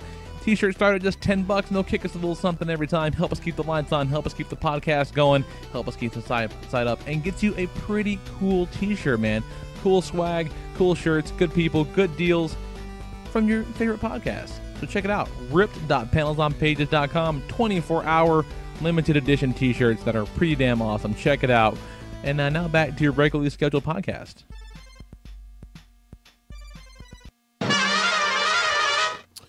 We got a couple population lifers in the chat, and Sheila brought up the first Awful Show interview that Lee and Kerouac did. That was essentially the start of what the Popcast would become. And like I said in the chat, you know, the Popcast wouldn't be the Popcast if it weren't for the Awful Show, and the population wouldn't be the same either. Like a lot of the people that we're still friends with today are, you know, thanks to the Awful Show. Shit, your wife. Yeah. You know, like, yeah, that's right. Yeah, I think we've outlived a lot of those shows from that same kind of era too. It's kind of crazy. Kind of nuts. Yeah, I was thinking about that just a minute ago. How we've got some genuine lifers in there. Like, you know, I'll check every once in a while. I'll check the downloads and, like, you know, whatever. The numbers aren't huge every time, but there's always every week, somebody or a couple people go back and they download every fucking episode, and that makes me smile every time I see it. Yeah. Juggalo John says he came from the Awful Show too. I think a good. I mean, it was Wizard, and then it was the Awful Show that was, you know, those two communities converging. Yeah, absolutely. Yeah, it was Wizard for me. I can't say I actually ever listened to the Awful Show. No, I missed that whole connection. I only knew about this because of Knives, because I brought him into Soul Switch. He brought me into this. And we see which one of those lasted. Yeah, one of those worked out much better than the other one. But, you know, yes, it did. But to be fair, we made the same. Were learned. To be fair, we made the same amount of money from both. That may also be true. But what I see today, I saw the podcast has brought in more money. Yeah, it has. It absolutely has. We had a dunk tank. Goddammit. Yeah, fuck yeah. What did I see today? Something about how Snapchat is like Snapchat's losses are way outweighing its profit over. Like, Snapchat's in trouble. And I looked at it, I said, how the fuck did we ever think we're gonna make money on the internet if fucking Snapchat can't do it? Well, at the time we were naive, and also it was right after Wizard took a dump. You know, the magazine ended, and the website was ending, and the forums, and I guess we didn't really have a good grasp on the market. Like, we thought we were going to be the only game in town, but obviously we also, but it was very different back then too. Yeah. Like and it's not like we were fucking barking nothing. Like, we had a pretty hot flash there for a minute, but and I talked about this a little bit with my brother, because my brother's got a very successful website, modernhorrors.com. Yeah, fucking dick. And a very successful podcast too. Shout out to those guys. And you kind of say that, you know, like, what happened with us is that, like, you know, we were fucking riding pretty high. And then kind of the game changed, and we were like, we don't play that game. Yeah. That's we not the game we want to play. We weren't the listicle site. But the funny thing is, we were kind of ahead of the curve. Yeah, a little bit. A lot of with stuff. our 6, but we didn't do the. Uh-oh. What's up? Oh, Newsarama got to Kelly. Oh, shit. Kelly, you there? They got him. We're gonna get a ransom note or a caller. He'll come back. He'll come back. We're gonna get a call from a Yeah, guy. no, we did like schools back in the day, but we just kind of formatted them a little differently, and, like, just some of the shit we were no stranger to doing lists, doing fucking fluff pieces, but it was shit that we were interested in. It wasn't, we didn't have any sort of business plan that was like, we need to create a list that will get a certain amount of clicks in a certain amount of time. Everything we wrote, we were writing for us. Yeah. From the heart. From the heart. Yeah, and there was some huge response to some of that shit too. But just the game change, and social media became what it was, and it just wasn't quite the same, and it became kind of clear what you had to do to really kind of get ahead. And, like, you know, none of us ever really said it, but we're all like, I don't do that. Well, and I mean, I feel like we tried a little bit, but it just wasn't sustainable with, you know, paying jobs, like regular lives, like putting up the latest trailer when it breaks, and, you know, having people who read your website sharing other people's version of the trailer. You know, that it wasn't sustainable. Started having kids and shit. It was like, oh god, this is hard. Breaking Can news. you hear me? Yeah, we can hear you now. Okay, good. That was weird. We thought Newsarama got you. I know. It said, all of a sudden it was like, your connection has been lost, and now there's two of me. Oh no! Uh-oh, they brought in the clone, Illuminati. we were walking down the street in New York yesterday, and there was a group of people waiting for a bus, and I swear to God, there was like 20 of the same chick, and I thought it was clones. But like, I don't know. I'll never stop doing this. Like, this is fun. No, unless suddenly it's like, hey, every time you make a podcast episode, you have to pay $20 to the Internet King. Then we'll fucking go underground. We'll go guerrilla. I feel like we got a sweet spot right now where none of us have to put too much into it, but we have a good time every week. We enjoy doing it, and people are still listening. I think if any of those ingredients were to fall off, it would make things different. But I also think it's a good springboard for us to do something different in the future, because somebody, I'm not going to name names, but somebody got a little fired up when he found out that somebody that might have previously employed the 11th Hour had their own podcast that might have had a similar name to it. So not naming no names. Not naming no names. Just saying. So, you know. Oh, don't worry. We're not saying that December is right around the corner. We're not saying that Panels on Pages is dead in the water. I mean, it has been for a while. You know, not a whole lot of new content going up, but there's still opportunities there. Well, what's funny is, you know, going into the news stories, and I'm talking about how nobody was covering this one story. And Mary was like, well, it's funny that you say that because, I mean, PoP didn't cover it. And I was like, woman, we don't cover shit.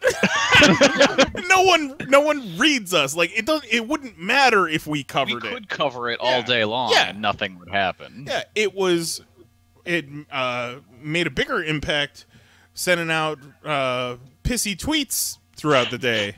And then Knives getting me all fired up. Oh, yeah, fucking, it was great, man. Like... It was dominoes, and then it got a lot of people fired up. It seems. It's great. Did it? So, you know, talk some news, y'all. Let's talk some news. I didn't do headlines, so we'll just go through the stories. But and also, like, just fucking, you know, if you've been a lifer, if you're brand new, whatever the fuck, just thanks for hanging out, man. Yeah. Yeah. Thanks for listening. Thanks for putting our voices into your ears for whatever time of life you've chose to let us in. Yeah, you know, at some point you gotta realize we've been parts of people's lives, some of them for a very long time. That's right. That's really special. I appreciate that. We witnessed one guy grow up. Yeah, a couple guys grow up. One of them is fucking right here. Oh, Kelly! It's adorable. I'm a grown up now. Not grow up. So I'm going to go ahead and go out on a limb and going to assume, Kelly, you did not see Thor this weekend. No, I didn't have a chance to see it. But Lee, did you? I did. Okay, cool. Well, we can talk a little bit of Thor without giving away too much as to not spoil Kelly, because Jose and I saw it tonight. Cool. We were not able to see it opening night, obviously, because we were in New York. Yeah, we went to see it Sunday. Yeah. I really enjoyed it. I liked it quite a lot. Fun time. It was fun. I really liked it. I mean, really can't say anything I didn't like about it, but like it wasn't like, you know, God's gift to movies that people made it out to be, though. I can agree with that sentiment. I know I had no real problems with it. I don't know if I was a little tired, but I did drift off a few times. My eyes closed. I did have a busy weekend, and I was waiting for more, but what I got wasn't in any way bad. No, it was. I mean, it's really good. It's quite good. It's a lot of fun. It's funny. It looks cool. It looks fucking rad. It looks very unique, but also holds a kind of a visual continuity to what we know the aliens of this world look like, thanks to like Guardians. Sure. You know? Very Guardians. Colors, the aliens. But not to the point where like it's aping it. The point to where like it should look a little bit like Guardians. Sure. You know, we're in space and shit like that. Like they shouldn't look radically different than what we've seen before. So I like that. I really kind of appreciated that. I said to Jose as we were leaving, like, the Marvel movies, they get these different directors, but visually the movies look very similar to the point where this could have been a James Gunn movie, but it was Taika Waititi. Yeah, like, and I think that's kind of, you gotta think that's by design in Sure. a big way, you know, because like they're telling a big ass story. It's like it's more like a TV series with like 3 episodes a year more than it is 3 movies. Yeah, and there's nothing wrong with that. I kind of like that. And I think they're utilizing the directors more for help with the storytelling, and the tone, not so much the look of it. Yeah, but like Jose And, said, a Winter Soldier had a different look at times than the other Marvel movies. Not super drastic, but it did. Yeah, but still fit in where it needed to fit. Sure. You know, I really liked it. I thought there was the Doctor Strange stuff was fucking fun. Yeah, but that's one of my faults with the movie. Okay.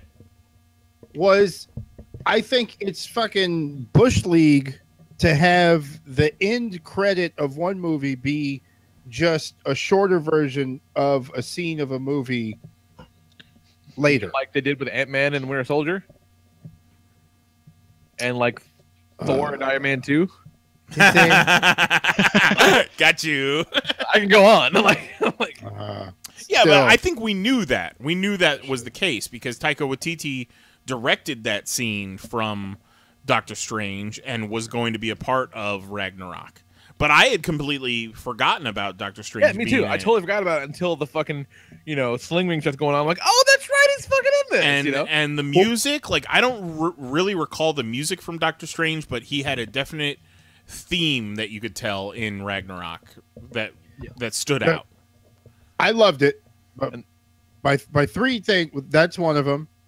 The other was that at times some of the music seemed like that wasn't the original choice, but because the 80s thing hit so hard with the trailer, they put it in. I can kind of agree with Jose in it did seem like some of the music could have been added after the fact, but like there was a score, but they added 80s to the score. They kind of I feel like if the score wasn't kind of synth 80s, people would have been disappointed because that is definitely what that second trailer made it out to be, and I liked it that way. Like that's kind of what I was looking for was. But they got fucking Mark Mothersbaugh to do the music. Yes.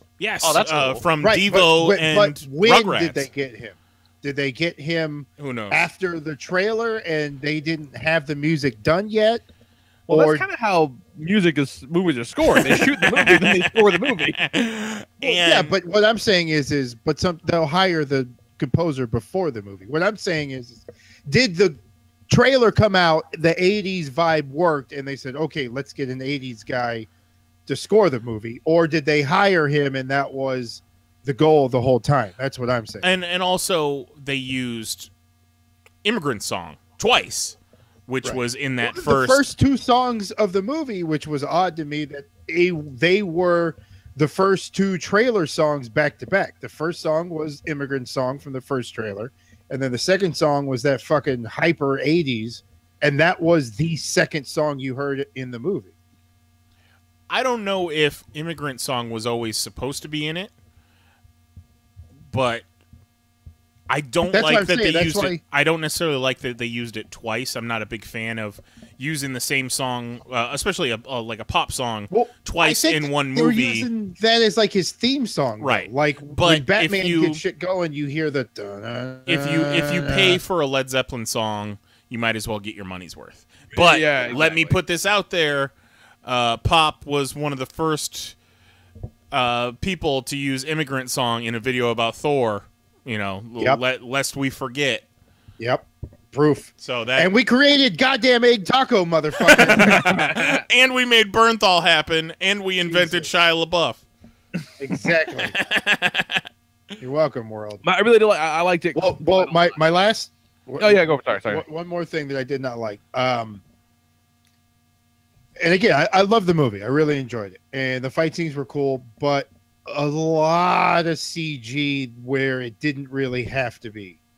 And I felt that Hela fight was a lot like the fucking Burly Brawl from The Matrix. And I didn't like the Burly Brawl either when everyone turned into CG. Well, yeah. Like she wasn't even CG.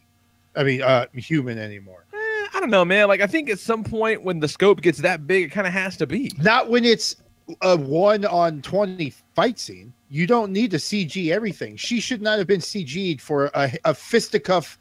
It was hand-to-hand combat. You do not need to CG somebody for a hand-to-hand combat scene. And she wasn't fighting like anything crazy either. She was fighting as Guardian troops. So that's just regular, just body armor.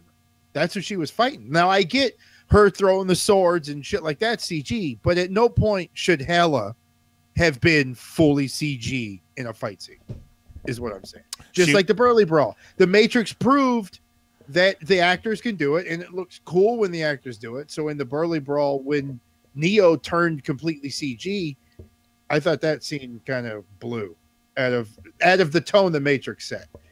So that bugs me. Kate Blanchett did look hot though. Oh, yeah, she did. I did want to criticize it because the Hela bits and the Thor bits, it was two separate movies for a good part of the movie. Yeah, like it was very disconnected, which was a little bit of a bummer, but it makes sense in the context of the story. Yeah, for sure. Fucking Sakaar. Matt Damon's in this movie for a second. Jeff Goldblum was full Jeff Goldblum, and it was great at it. Who was the other guy? Was the other guy anybody? It was Luke Hemsworth, the other Hemsworth brother. Travis said it was Hemsworth's brother. That's funny. And that's then cool. Sam Neill as Odin. Sam Neill, yeah. Cool. Okay. Like, I like the bit, we're like, kind of going into, I'm like, oh, because I watched Age of Ultron earlier in the day. Just, kind of see, Nice. where did we leave these guys, And, like, very much in continuity. It's in this movie. He's like, I'm looking for Infinity Stones, didn't find any, and he fucking busts Loki's balls about 7 minutes into the movie. Fucking breaks it down, like, oh, okay, great, cool. So, that's on the table. I kind of like that. Mary and I also talked about how Marvel is big about if people are complaining about continuity errors in the Marvel Cinematic Universe, they will address them and cross those off their list.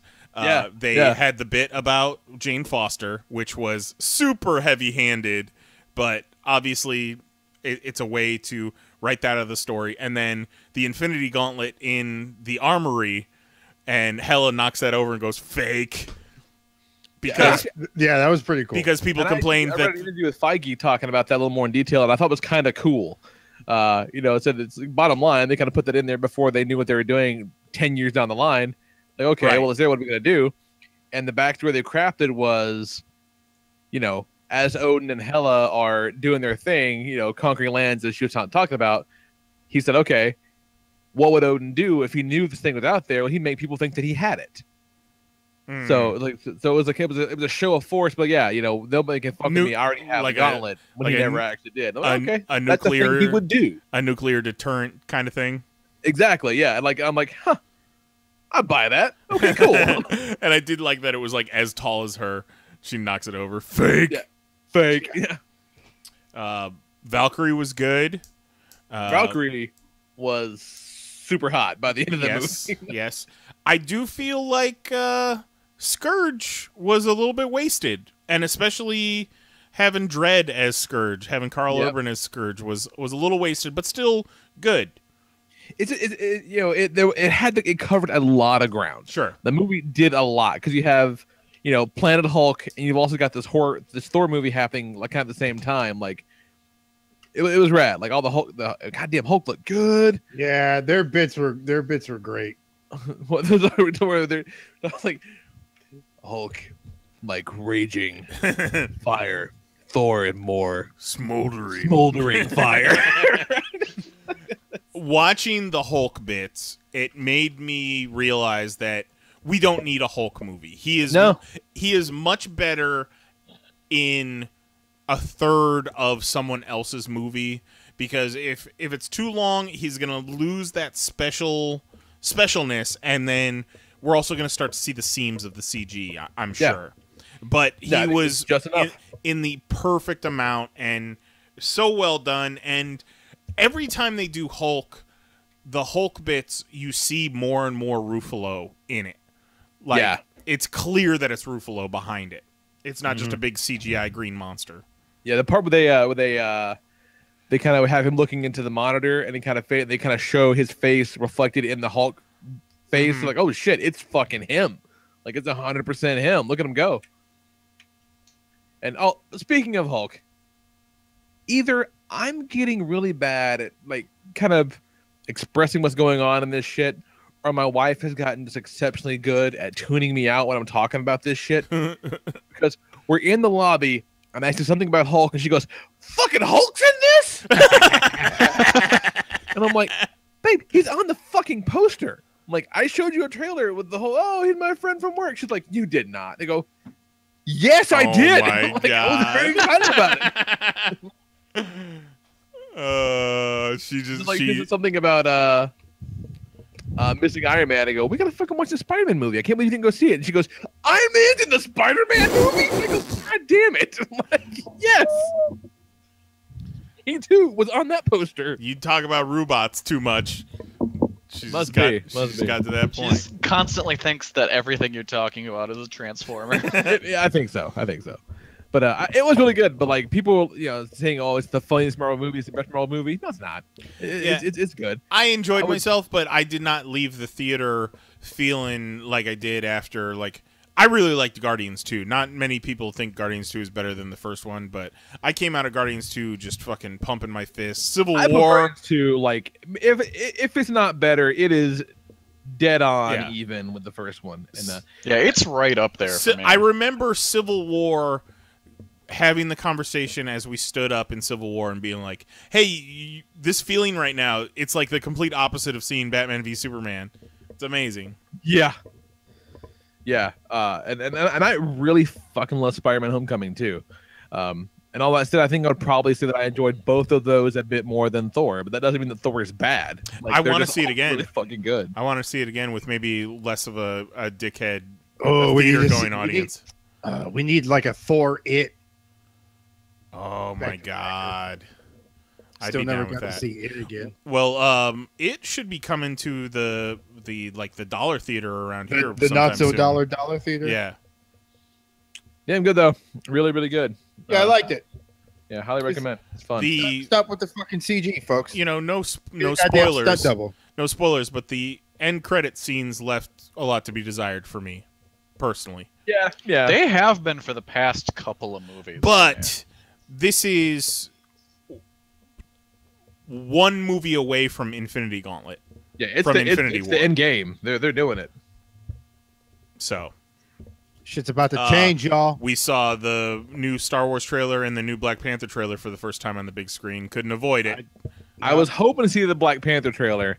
All they showed was that fucking new Justice League trailer. Oh, we didn't see a Justice League trailer. And it bummed me out again. I was like, it looks so boring. Like, you want to talk about CG? God damn. Like, it looks really lame and uninteresting. Speaking of, looking forward to the next couple of weeks. Jose, are you going to be on the show next week? Are you going to try and be on? Ooh, I don't know. And then the week after that, me and Mary leave for Ohio for Thanksgiving Wednesday morning. Oh, right. Fucking Thanksgiving's coming up. Right. So, but that will be the week, the show after Anime and the show after Justice League comes out, too. So, I was going to suggest we take a couple weeks off, but then again, Justice League and Anime, so. I ain't seeing Justice League in the theater, I'll tell you that. I'll tell you that one for free. I'm gonna go, but I can't go alone. I saw Suicide Squad alone. No, that sounds like. Don't do that. Don't do that. I saw a picture of Steppenwolf from Justice League today, and he looked like the CGI Incubus from Suicide Squad. Yeah, I saw Suicide Squad in a theater with like maybe 5 other people. I had nobody to go with me, and I can't. I need someone to hold hands with. Yeah, was that just like the saddest 5 people you've ever seen? Yeah. What's up with Goat? You get Goat on that. Goat fucking he goes. His Goat's brother is like a huge movie guy, and he's the guy that like pre-orders IMAX tickets like 6 months in advance. So he probably already got plans, but I'm hitting him up. But I can't ask him in good conscience to go see it twice. Even if I'll buy his ticket, that's not the point. Like I can't do it to him. So we'll see. All right.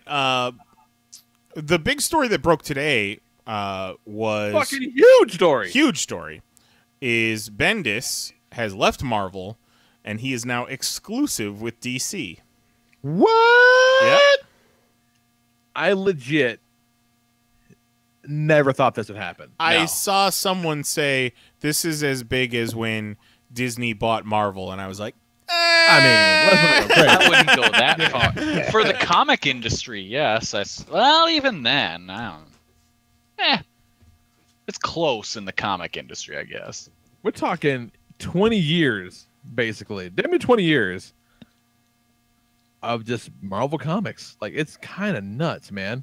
So what? Why? Why so Bendis? Maybe because of 20 years of Marvel Comics. He said, fuck it. They weren't letting him do what he wanted to. Well, I think they let him do what everyone wants to do. Yeah, but when you've been there for 20 years, you have to assume. Yeah, you know what he can't do? Write Batman. You know, like you can't write Batman there, you know? So I think at some point he's got to try to do other things. I'm all about it. I'm just fucking shocked that it happened. It's so kind of nuts. But like, I'm really enjoying the books he's writing right now for Marvel. So it's kind of a shame because he's you know, Bendis to me is at his best when he's doing the shit that he loves and when he's not doing the big event stuff. Because Civil War 2 was a fucking garbage fire. Yeah. But his Iron Man books have been really good. Jessica Jones is good. That Defenders book is fucking great. That book's really good. Really good. And I like Jessica Jones. Even the Spider-Man book, the Miles Morales Spider-Man book is pretty good. Like, I'm digging this stuff. So sad to see it, but sad to see it go. But what the fuck does he do? Because Tom King is killing it on Batman. Like, he does not do that anymore. Like, he's like, let him have that. Like, so what's? I think I came up with what he's doing. Action Comics 1000 is coming up. Oh. What's bigger than a 1000th issue? Than a 1000th issue with the DC Comics debuting Brian Bendis. I'm not mad at it. I mean, in all honesty, I would feel kind of bad for Dan Jurgens because he is the Superman guy of like the 90s and now modern era. So I'd kind of feel shitty for him. But you got to do it. Yeah, I can see that. I don't know that I give a fuck because I'm not a big Superman guy. I mean, in all honesty, what I would like him to take like Detective Comics and kind of turn it into more of a street level crime book. Detective Comics, or even like a Gotham Central thing again, or and then bring Moon Knight into it. The Question. Spider Woman's there for some reason.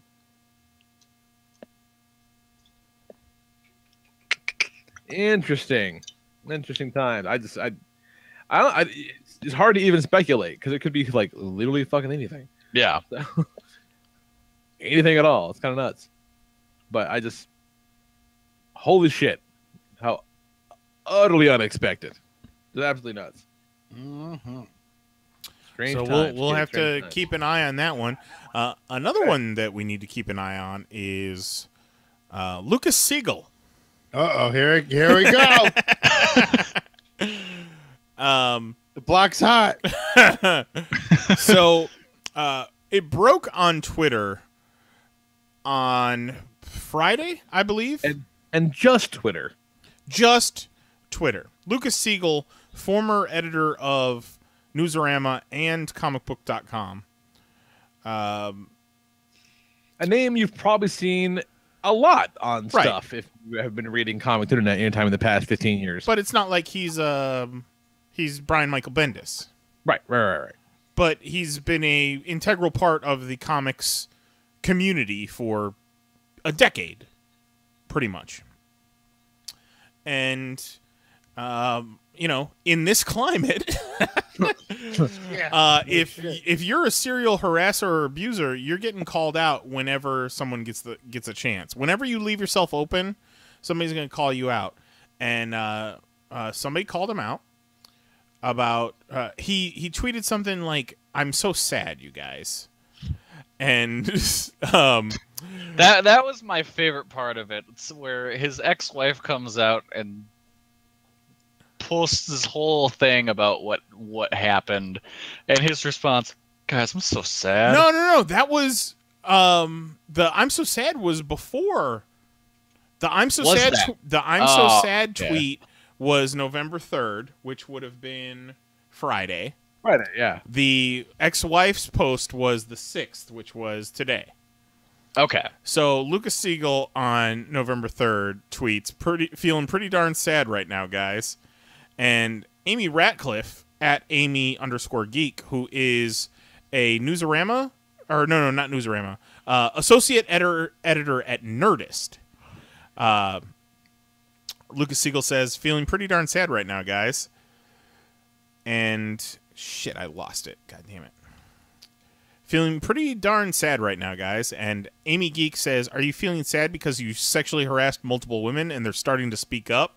And then he goes, oh, I'm very sad that I made you or anyone else feel that way. Not what I was referring to last night, but I won't deflect and simply say sorry.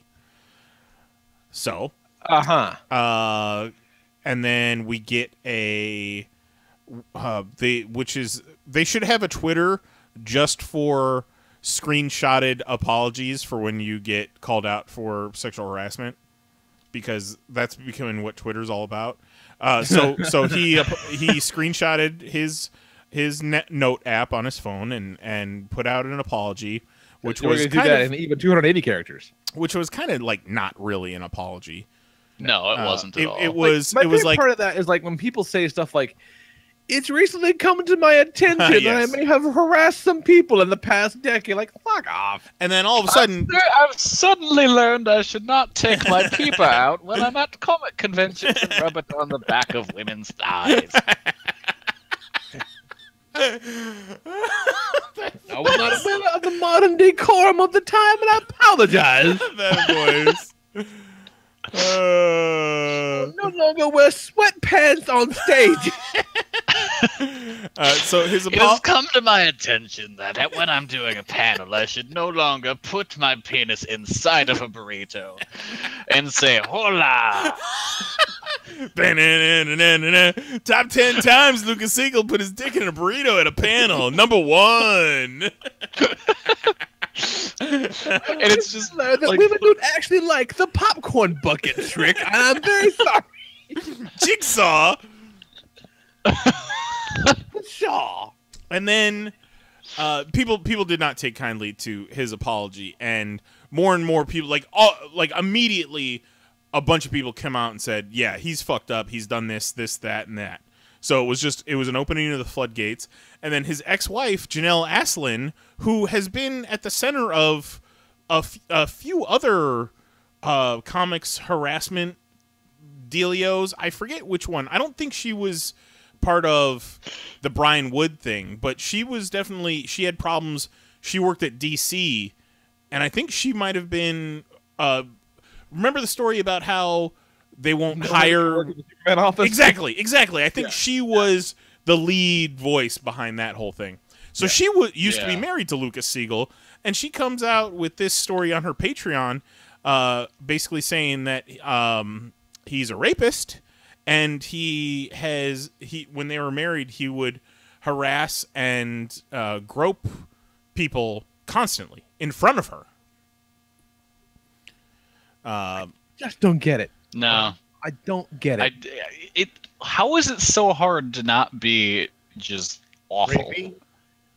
Like, I've been thinking about it a lot today, and it's possible for you to say basically anything and have it be misconstrued and somebody could take offense to it, right? Like, I mean, like, I don't want to say In even the this most climate, yes. Yes. like yes. We were talking about a very thin line today about but like, you know, you could just be like, hey, you look nice today, and somebody gets their titties in a twist, right? Like, don't say it that way.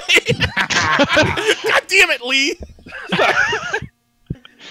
You know what I mean? Again, we're talking about intent here.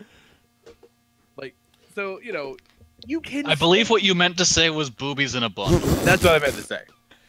Like, you know, but you can say things that could be misconstrued. Now, granted, you know, one of the things I saw about him was, Lucas Siegel, before he introduced himself to me by name, offered to let me stun his lap at a convention. I'm like, you can't say that. That's fucking creepy and gross, you dick bag, right? But never fucking put your hands on a person if they didn't say, hey, put your hands on me, you prick. Like, don't grab people, you fuck faces. You can't do that. It's very simple. Just keep your hands to yourself. Yeah, like I don't know what's so hard about that for dude. God damn it. But if you're in a situation where maybe you didn't keep your hands to yourself, then you need to correct that behavior, apologize, and don't turn it into a pattern. Yeah, maybe 7 gropes deep, but like, oh shit, maybe this is something I shouldn't be doing anymore. Like no one likes this. Were we talking about Weinstein? The last time we were talking about harassment, and I was like, I admit that I blackout drunk. I grabbed a butt once, but it was once. If it was 3, then that's a pattern. That's a problem. Well, see, I that feel we like need to look the Weinstein thing is a little different because, like, while I think that there is absolutely a level of, like, you know, predation and super just gross and like appalling behavior there, I think a lot of the Weinstein thing is like an insane fucking power trip. Oh, yeah. Sure. But you can't say that maybe that didn't play a part in this as well, even though it's just low level fucking comic book websites. Yeah, maybe. Like I said on Twitter today, you know, I wanted to clear the air just because I went a little ham on Twitter about this, and we'll get to the reason I really went ham. And I wanted to clear the air, make sure that if anyone tried to come back at me, that they would have no ammunition. I said, I grabbed a butt once. I was mean to the princess cast, and I basically used PoP to try and meet women. All right, but like I never groped. Well, except for that one time.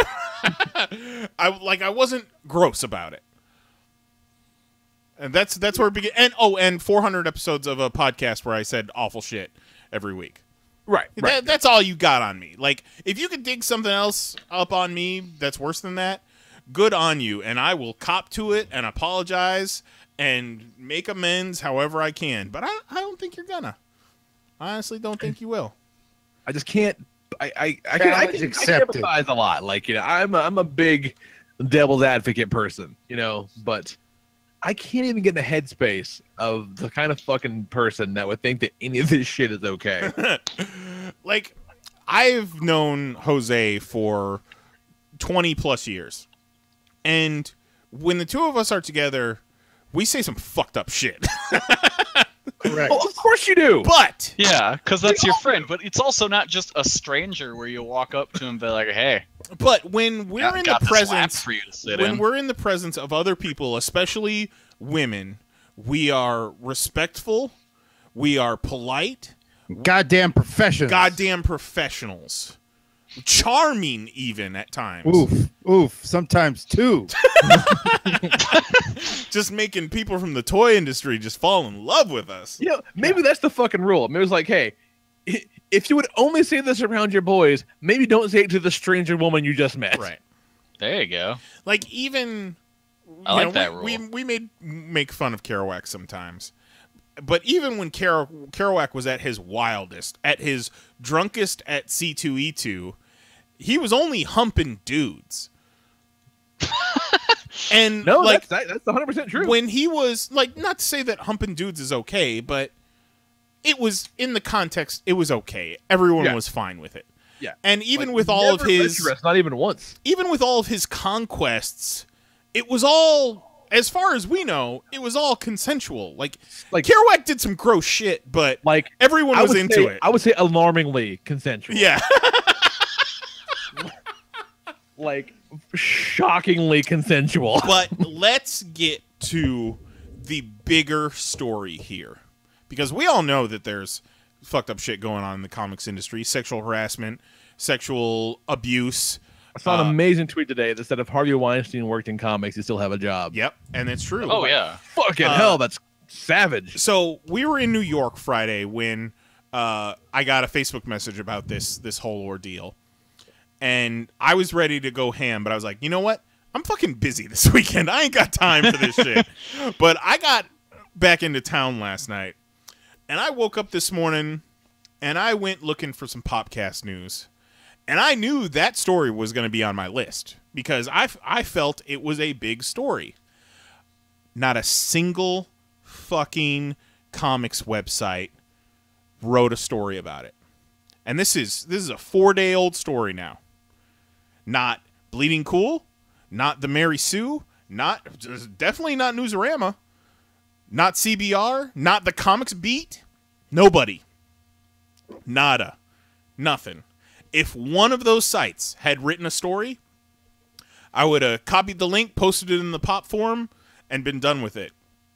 But the fact that no one in this fucking gross industry wrote a story about it when, in this climate, I feel like we've all come to an agreement, like, let's get them. Every single one of these dudes, let's get them. It's time. Yeah.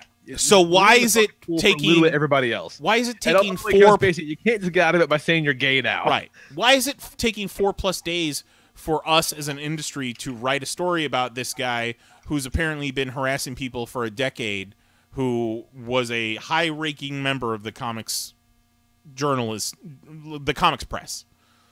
So I went a little ham on Twitter, but my Twitter's private. So I then retweeted my tweets. I took a screenshot and put it on the Pop account. And then my boy Kelly over here got into it. And Kelly started in, and I just had to sit back and watch. and I just started retweeting Kelly from the Pop account.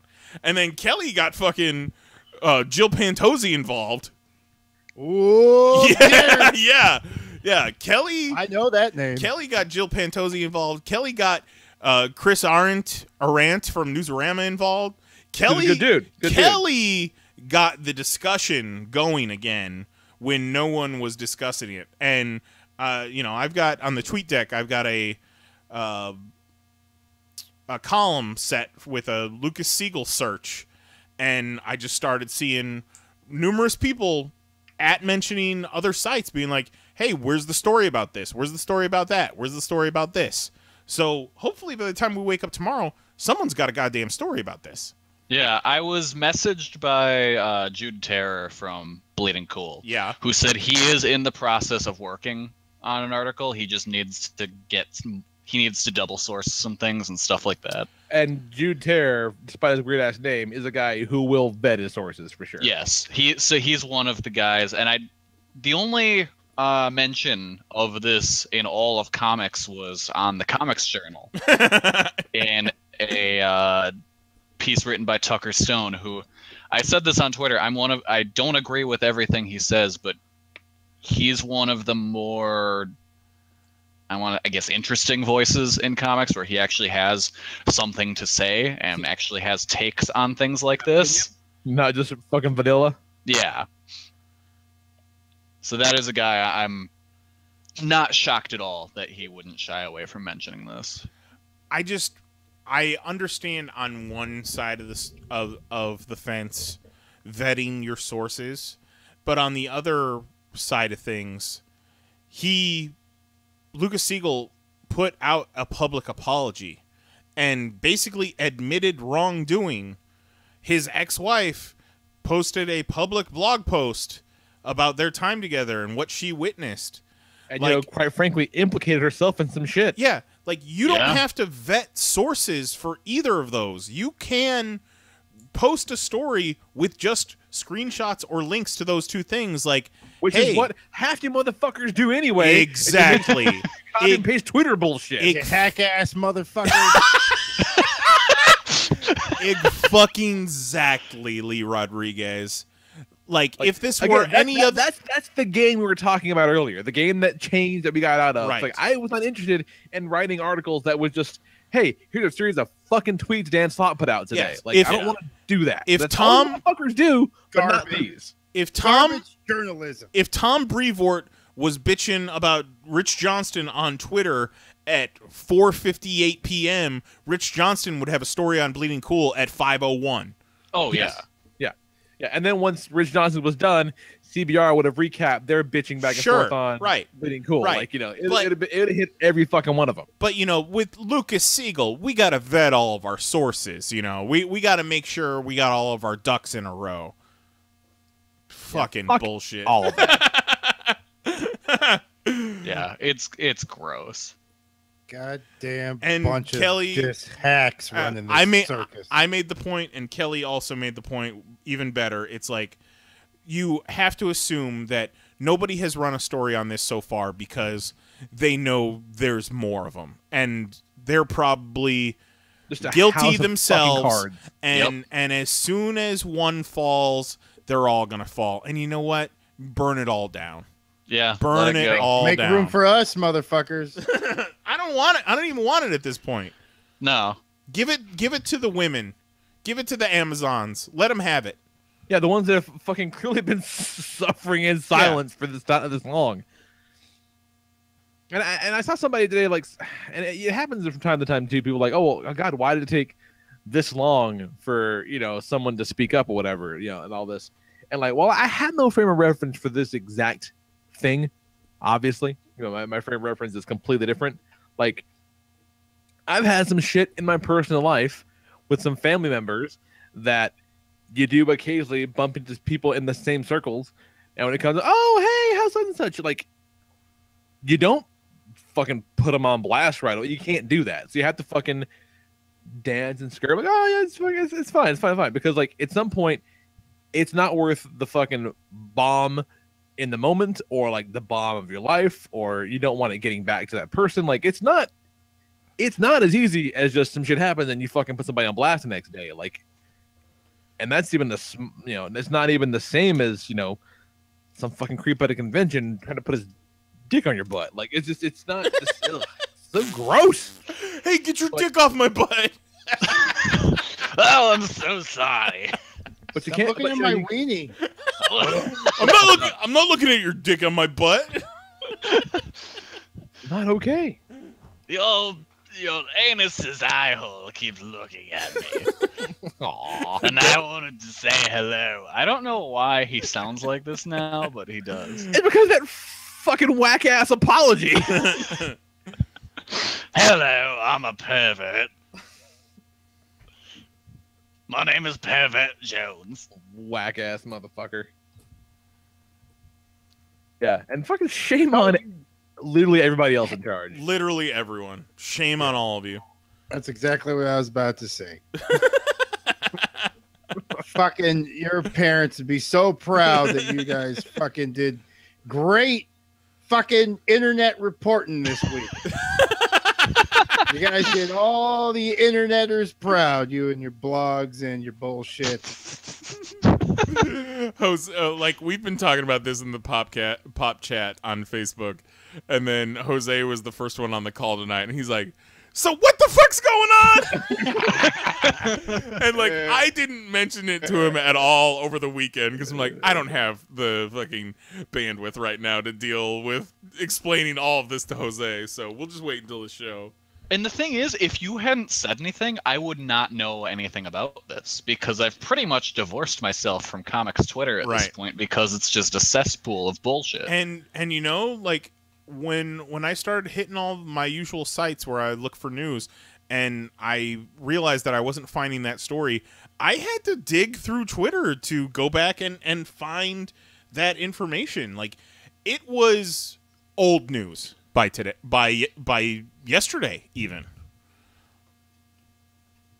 had we not been the intrepid reporters that we are, this story would have been Just dead. Solid fucking work. The real hot stories. And the funny thing is, it wasn't even really work. It was just saying things enough and then having people notice. But we said good things. It's kind of how it works now. And we said it Yeah, well. that's the saddest part about it, is I didn't really do anything. I just said some stuff, and then some people said some stuff back. And the right people saw it, and the right people also said things, and... Here we go. Here, but by the way, here you go. I don't want to read the whole thing, but this, for context, this is why he has that voice now, because the apology begins, and I quote: "Yesterday, I learned that some women in the geek journalism industry have been harassed by me with my words and actions. To anyone that I have made feel marginalized, disrespected, unsafe, or less than in any way, I am deeply sorry." Yeah, that's what he's talking about. I do declare they were harassed by me, and I just found out. Like, fuck off. Ugh. Fucking creep. Oh, Ice-T SUV just tweeted 14 minutes ago. Medical examiner says she was high on something called Lady Heaven. It's a suppository for elephants. Oh, I love it. It's got screenshots too. Yeah, it's Kelly, so good. Kelly, you're one of my favorite people. I want you to know this. And I'm so Thank you. I'm so proud of the work we did today. We did it. And I feel like if we can get one motherfucker fired, then it'll all be worth it. I was gonna say, I feel like we've done a little bit more that we can't talk about. Not yet. Well, what else? Anything else we're talking about? I mean, I've got a few other stories here. There was the news that broke yesterday about Disney working on possibly buying up 20th Century Fox. But that kind of died on the vine, which, Yeah. you know, is good. But also, you know, a deal between Disney and Sony died a couple times too. So, it's happening. Explain to me, Lee. Explain to me what are the negative aspects of a possible Disney Fox deal? Monopolies and conglomeration. But Like, they yeah. wouldn't really be a monopoly because they're still Universal. They're still. But there'd be one less competitor. There would be. But that's the thing. One less. But are they really competing? Yeah, like all the best shit comes from Disney. Yeah, I know. And like, and it's something. It is a lot under one umbrella. Like, it's not great. And no, like, I don't know a lot about a lot of shit. Like, I know like no one company can own two broadcast networks. Right. Well, No but one man should have all that power. You know what? Yeah, exactly. The stories that I read said that they wouldn't take.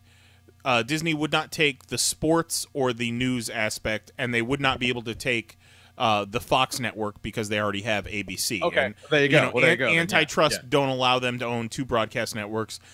Disney already has ESPN, so they don't need Fox Sports, and they already have a news division, so they don't So need basically, Fox they were looking News. to gobble up everything else that Yeah. they didn't have. Yeah. You know what I mean? It's like it's kind of gross. It's not, you know, sit on my lap with my dick in your butt gross, but it's still kind of gross. If it were anyone but Disney, I would agree. miss. Why don't you sit on my lap? If it were anyone but Disney, I would agree. But Disney puts out all the best They're movies doing good lately. stuff. They are doing good like, stuff. They got the Star Wars, they got the Marvel, man. Like they got the Pixar. They, you know, you and look also, at, you know, all that Disney. you look at They the even be doing Indian burns. yeah, you look at the top 10 grossing movies of the year every year, and 8 of them are Disney movies. Right. It's because it's quality stuff. Yeah. It is. It is. And a Fox Disney deal would possibly mean Fantastic Four, X-Men, possibly. I don't know who's holding things up, but it could possibly mean unaltered original Star Wars trilogy. Oh yeah, that's right. And oh yeah, I forgot about that. Not to mention, you know, just other things. I mean, nice stuff. Who knows? Like, could The Simpsons do something with Disney? I don't know, maybe. And really, what are the last great things that Fox has done besides X-Men and besides X-Men?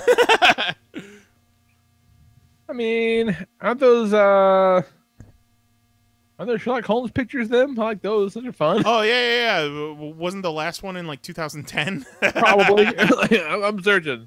I don't know. I have 2 kids now. I don't see a lot of movies on Disney. Right, exactly.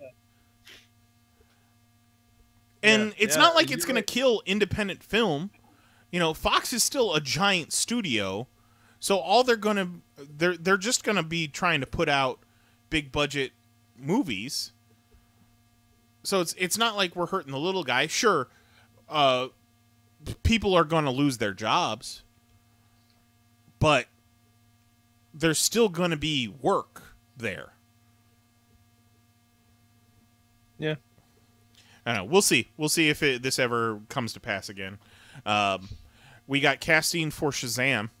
Who gives a fuck? So Zachary Levi from Chuck is going to play Shazam. I don't understand this casting. He's going to play Shazam in the CW series of Shazam. Fucking John Cena's right there. Yeah. He's right there. Well, I mean, and then you have a John Cena versus Rock Black Adam. Yes. Well, not in the Shazam movie though. He just needs to bulk up a little bit, I guess. They've got a kid too, and they're looking at Mark Strong to play Blacker Adam. Let me guess, the bad guy. Dr. Savannah. Yes, the bad guy. Yeah. Let me guess, Mark Strong is going to be the bad guy. But not The Rock, because The Rock is going to be in his solo Black Adam movie set to come out in the year 2017. Smarch 2017. Yeah, fuck out of here. Fuck out of here. And then what? New Warriors, right? Not on Freeform. Yeah. Freeform says they don't have room on their 2018 schedule for New Warriors, which they already have a series, right? Like they have a pilot for it. There is a pilot, so they're probably going to shop it around. Excuse me. Maybe to this planned Disney streaming service. I mean, there's plenty of places this place can go. I find it hard to believe that Freeform can't find a spot for it.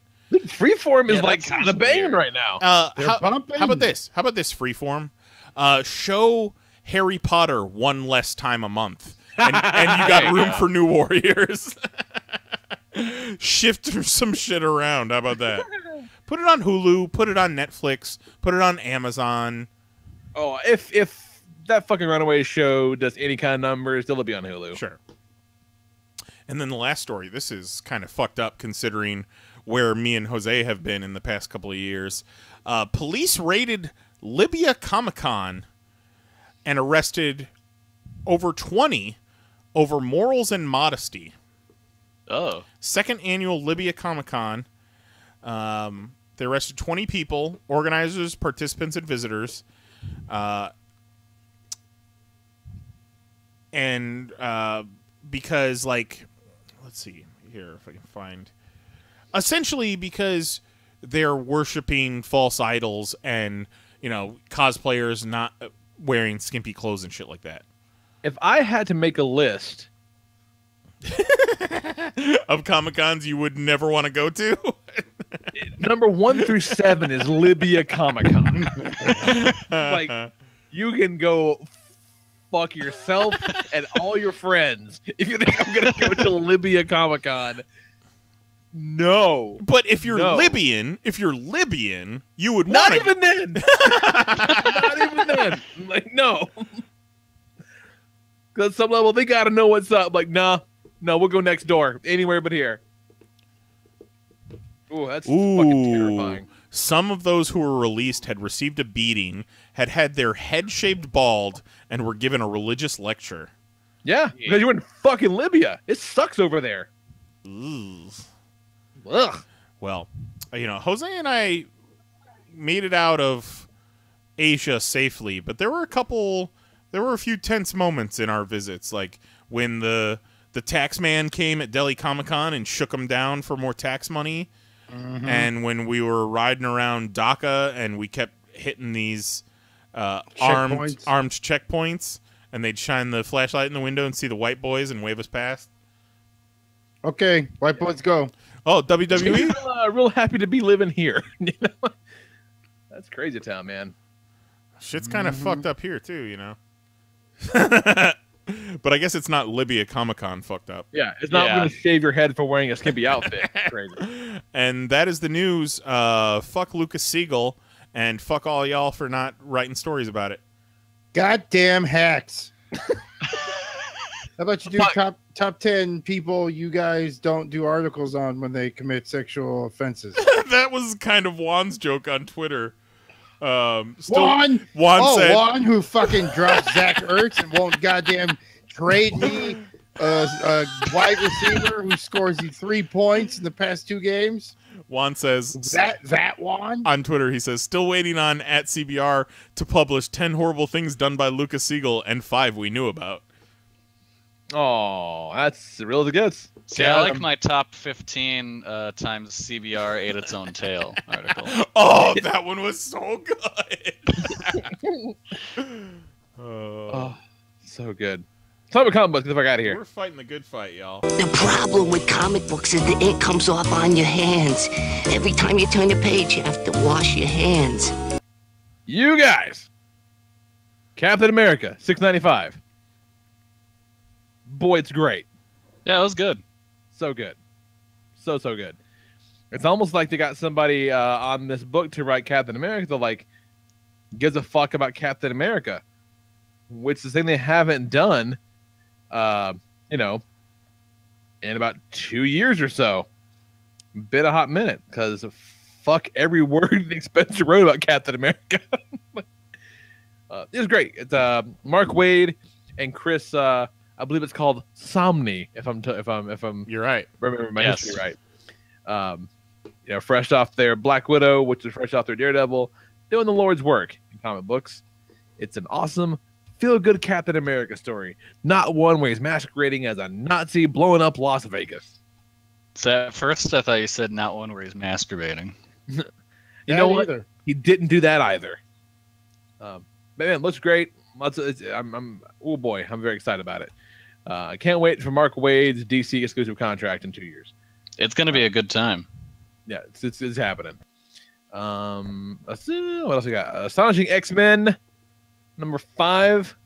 That book's starting to lose me.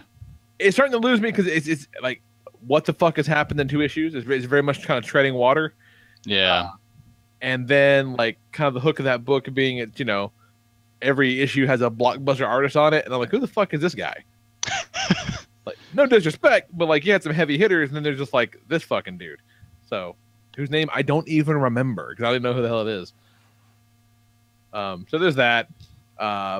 Batman the Devastator was fucking great though. That was cool. That's the one with the crazy Doomsday Batman. Maybe the simplest origin of all the Dark Knight Batman though. Yeah. Being, hey, on his world, Superman went nuts, and so he reached into his pocket and had the handy-dandy Doomsday virus he always has on him in case Superman goes nuts, and became a Doomsday. And I was like, you know what? Yeah, I buy that. I buy that 100%. They did the bit in the Justice League tie-in where, it's the Leaguers are caught in the Batman's various caves, and one of them, I don't remember which one, is like, yeah, I mean, like, really, all of us have thought of ways to kill you. Now we're just gonna actually do it. That's kind of amazing. That's great. I love that no matter what week it is, no matter what's going on, there are never more than 2 metal books out in a week. Yes. Like, they're not fucking around. Like, this is the best executed comic book event I've seen in a very long time. Yeah, it's been a while since there's been one this good. So Yeah, like- Bendis. Like, yeah, right. But like, the story, I like the story a lot, but just more than that, like they're not just. It doesn't seem like it's just a cash grab. They're not just shitting in people's mouths, cramming out a whole bunch of new miniseries and just needless tie-ins. Like they all make sense within the context of the overall story and the books themselves and the characters. Like it's this really, really, really well done. It's fucking great. It's really, really good. What else? Spectacular Spider-Man #6 was its interview with Spider-Man and Jonah, where at the end of it, he fucking takes his mask off and reveals he's Peter Parker, which is one of those weird things. It's like, didn't that happen 10 years ago? Not anymore, it didn't. But not anymore, it didn't. And I mean, all that aside, it really was a very good issue. That issue was awesome. It really was quite good. A lot of kind of, and granted, yeah, Spider-Man unmasked back during the Civil War time, but we never got this though. Like this didn't happen, and you never got the conversation between Jonah and Peter, which is really well done in this, because yes, before that you get like why Jonah hates him, and Peter kind of, as Spider-Man, like kind of digging at him, but like maybe you're just being a prick to me to be a prick, and then kind of coming to a common ground together. Like it's really, really well done. Fucking Zdarsky, man, quite the writer. Yeah, who would have thought? Yeah, quite the writer. And came out of nowhere. And fuck, I forget the guy's name. That's Walsh. Drawing this issue. Yeah, Michael Walsh. Michael Walsh. It looks very old school, as a really muted color palette. The way that he kind of draws Spider-Man's mask, the way he draws Jonah, like they look like Golden Age Spidey and Jonah in a lot of ways. It's very cool. It's very, very cool. It was great. And then last one, boy, I really like Batman White Knight. I like it a whole lot. So this issue has got Napier on trial. He walks, on parole, whatever, for being Joker, and he kind of, puts out that, Batman and the system has kind of created this self-perpetuating business of crime and Gotham, and he's a victim of it, and blah blah blah. It actually makes a lot of sense. And he goes home to his old hideout, finds Harley, and she's like, "Oh, I don't want this fucking guy. I want, the Joker. What the hell's going on?" And she's like wearing a Suicide Squad getup, and she kind of starts fighting him off and talking shit, and then she gets kicked in the fucking teeth by like bodysuit Harley, who wants this version, wants this Napier guy, and it's revealed very much after that at some point she left and a new Harley took her place, and Joker was so wrapped up in his bullshit in Batman he never noticed. and so that's the difference between like bodysuit Harley and like Fushimama Suicide Squad Harley. They're different people. I'm like, that's kind of awesome. That's pretty great. And so his plan is kind of coming together. How he's going to take it to Batman, to the city with all the villains, and a good bit with Bruce at the Country Club, and good flashbacks with Harley and Batman and Jason. I really like it. I was going to be into it anyway because, I think Sean Murphy's one of like the best artists working today, and like no one kind of knows it until now. I feel like he's kind of getting his due for the first time. But it's a really fun story. I like it. I like the story quite a lot. I like it a whole lot. Now, you weren't loving it, Kelly, last time we talked about it, but I actually didn't read it. I just didn't. I wasn't into the concept of it. Yeah, I'm a big fan. I like it a lot. Hey, maybe you can tell me, what the fuck is this thing they're advertising in DC Comics, this Damage? Oh, that's so there's a couple books coming out after, or because it says From the Pages of Metal, and I'm like, no. Yeah, there's a couple things that are spinning out of Metal. There's Damage. There's shit. I can't remember the other ones. The Terrifics is one of those books. Nope. Nope on Terrifics for sure. What? How? I don't give a fuck. Kelly's all about that Terrifics book. Don't give a fuck. It's Fantastic Four, but actually done. Oh, that thing. Yeah, that did look fun. I take that back. I remember that now. Yeah. Never mind. I remember that now. And Tom Strong's in there, which I'm so fucking hyped about. Never mind. I remember that now. That did look like fun. Racist. Yeah. Yeah, that's right. I'll never give a fuck about Mr. Terrific. I can't. I physically cannot do it. Like, I'm not able. What else you got? What's going on, Kelly? What you got? I'm looking through my Twitter feed to see if I talked about any comics I read, because I don't remember any of them.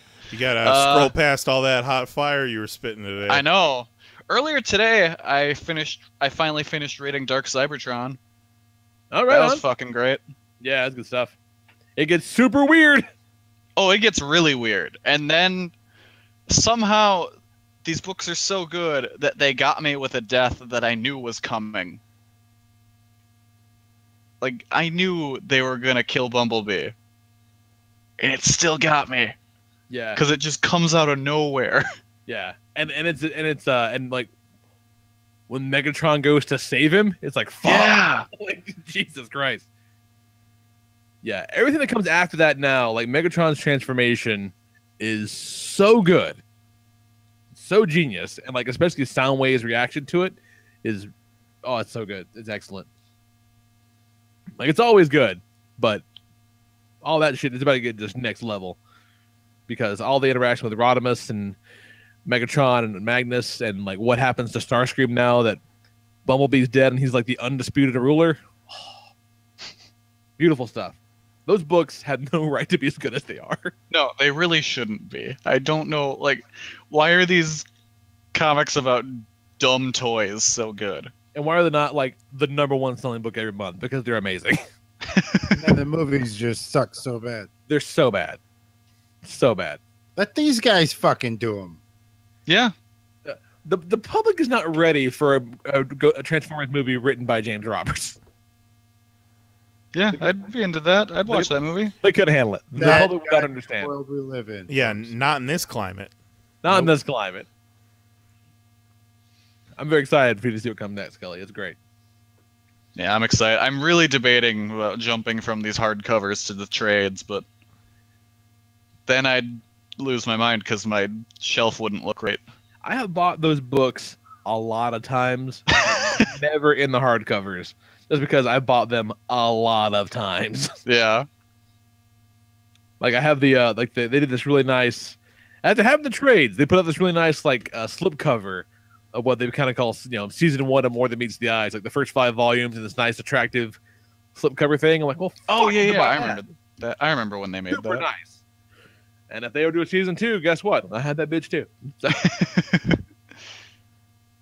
I think I've bought them digitally like 3 times in 3 different Humble bundles. It's always something extra, something else. Got anything nice? Nope. What you, Jose? And then we're talking about? Nope. All right. Oh, actually, no. One thing. I love Janet from The Good Place. Oh my God, The Good Place is so good. Yeah, that all? Just that? Yeah, just Janet. That's fair. Love her. I like Janet. We can all use a little Janet in our lives. I looked at Nicole the other day. I'm like, Janet's hot, right? She's like, oh yeah. Like, okay, just checking. Just checking. Like, she's not. I wouldn't say she's conventionally hot. No, she's not. There's something about her that makes her super hot. Yeah, like, I don't know if it's just like where you could say her name and she just appears. And then she'll get you whatever you want, and the performance is just so great. It's so great. That Super show funny, is fucking great. Good Place is excellent. Last Man on Earth is genius. Yeah, need to watch this episode, this week's episode. Orville is still really, really good. Which got renewed for season 2. Yeah, look at that. Look at those fucking guys. Yeah, good for those guys. Yeah. About time he does a show that gets fucking. No, yeah, right, yeah. Yeah, he needed a win. What is this? His 3rd or 4th Fox show that's not a cartoon that he's given a go at? Wait, what? He did the Fox show with there was like the 2 brothers or the 2 friends, and they each had a dad and they were all living together or some shit. I have no idea what you're talking about. Was it Seth Green? I think it was Seth Green in it. Oh wait, yeah, but he wasn't in that one. Though. No, he wasn't in it. But I'm saying show. like this is like his third live action show that he's been behind. Okay, I see what you're saying now. He also did About Time one gets a fucking season 2. He did Cosmos. Yeah, that was cool. Yeah, okay, he was behind that. Dads. It was called Dads. Seth Green and Giovanni Ribisi. And then he had a show with Rob Corddry called The Winner. Which I've never heard of until he right now. executive produced Blunt Talk, which is on Stars, and it's Patrick Stewart. Oh, that show was great. That show was great. Mary's been wanting to watch that. Come back. I downloaded a bunch of that. Yeah, that's a show where every character is utterly bizarre. Yeah. But still it's really very much like Jonathan Ames' previous show, Bored to Death. Yeah, very similar. Yeah. God, I missed that show. Good stuff. It's a goddamn golden age of stuff, you guys. I was talking to somebody the other day, talking about like Dark Tower and it, and Jill's Game on Netflix, and he's like, "Yeah, that 1922 whatever is on Netflix now. It's based on a Stephen King story." I'm like, "Oh yeah." Starring Thomas Jane. Oh, he's great. Yeah, Thomas Jane's great. You know, he started talking about this show. Maybe it's called Wayward. Maybe something like that. It's a sci-fi channel show. And he's putting the content to me and how Tom James did it and how it sounds great. And I'm like, hey, that sounds awesome. He's like, you should check it out. I go, no. Like, I won't. I'm not gonna lie and tell you I'm gonna watch that show. I'm never gonna watch that show. There's no fucking way I have time to carve out another show in my life. It sounds great, but no, not gonna happen. Like, I believe you, but no. Every time somebody's like, oh, you don't watch that? I'm like, no, I watch what I watch. And you know what? I kind of watch a lot. There's no time for everything. So no, I'm not watching Gifted. I'm sure it's fucking not watching Inhumans. I can't. I can't do it, Captain. No. I got kids. I got a job. I got jujitsu. I'm an old ass man now. I got 2 fucking kids. Did we do an Indian Burns? And one of them is about ball heights. It's been real sketchy the past couple of days. So I was scrolling ducking through. it like Muhammad Ali. just shucking it, just dancing all over the fucking place. Been there. That motherfucker will take your nuts out. Yeah. Such a sweet boy. Hilarious. All right. That's 400, guys. Look at that shit. We did it. I did. Supersized. 400. I'm all hot. Been laughing. How are your balls doing? Have you been having to sit differently? Not really. No.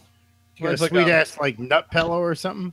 No nut pillow. Because honestly, I don't notice it because it's not like they only hurt like when I'm touching them when they get touched. It's like okay. Like every time I take when I step with my right leg, that right one gets grazed. Like, oh, there it is.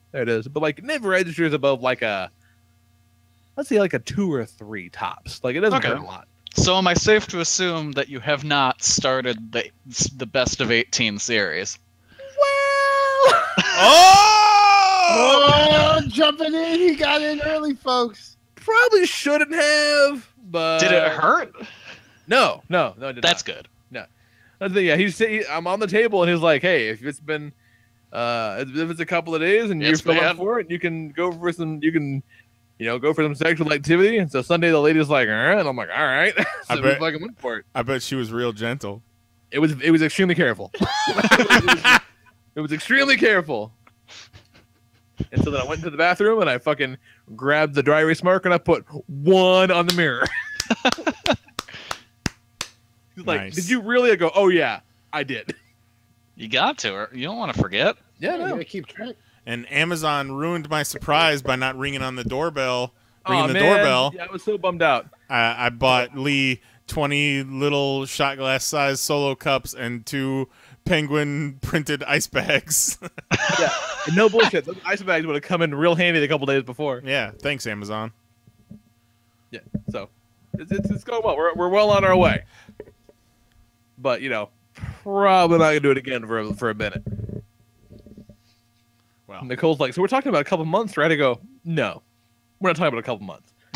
Couple hours. Yeah, I'm like, we're gonna be fucking home free by Thanksgiving. She's like, what?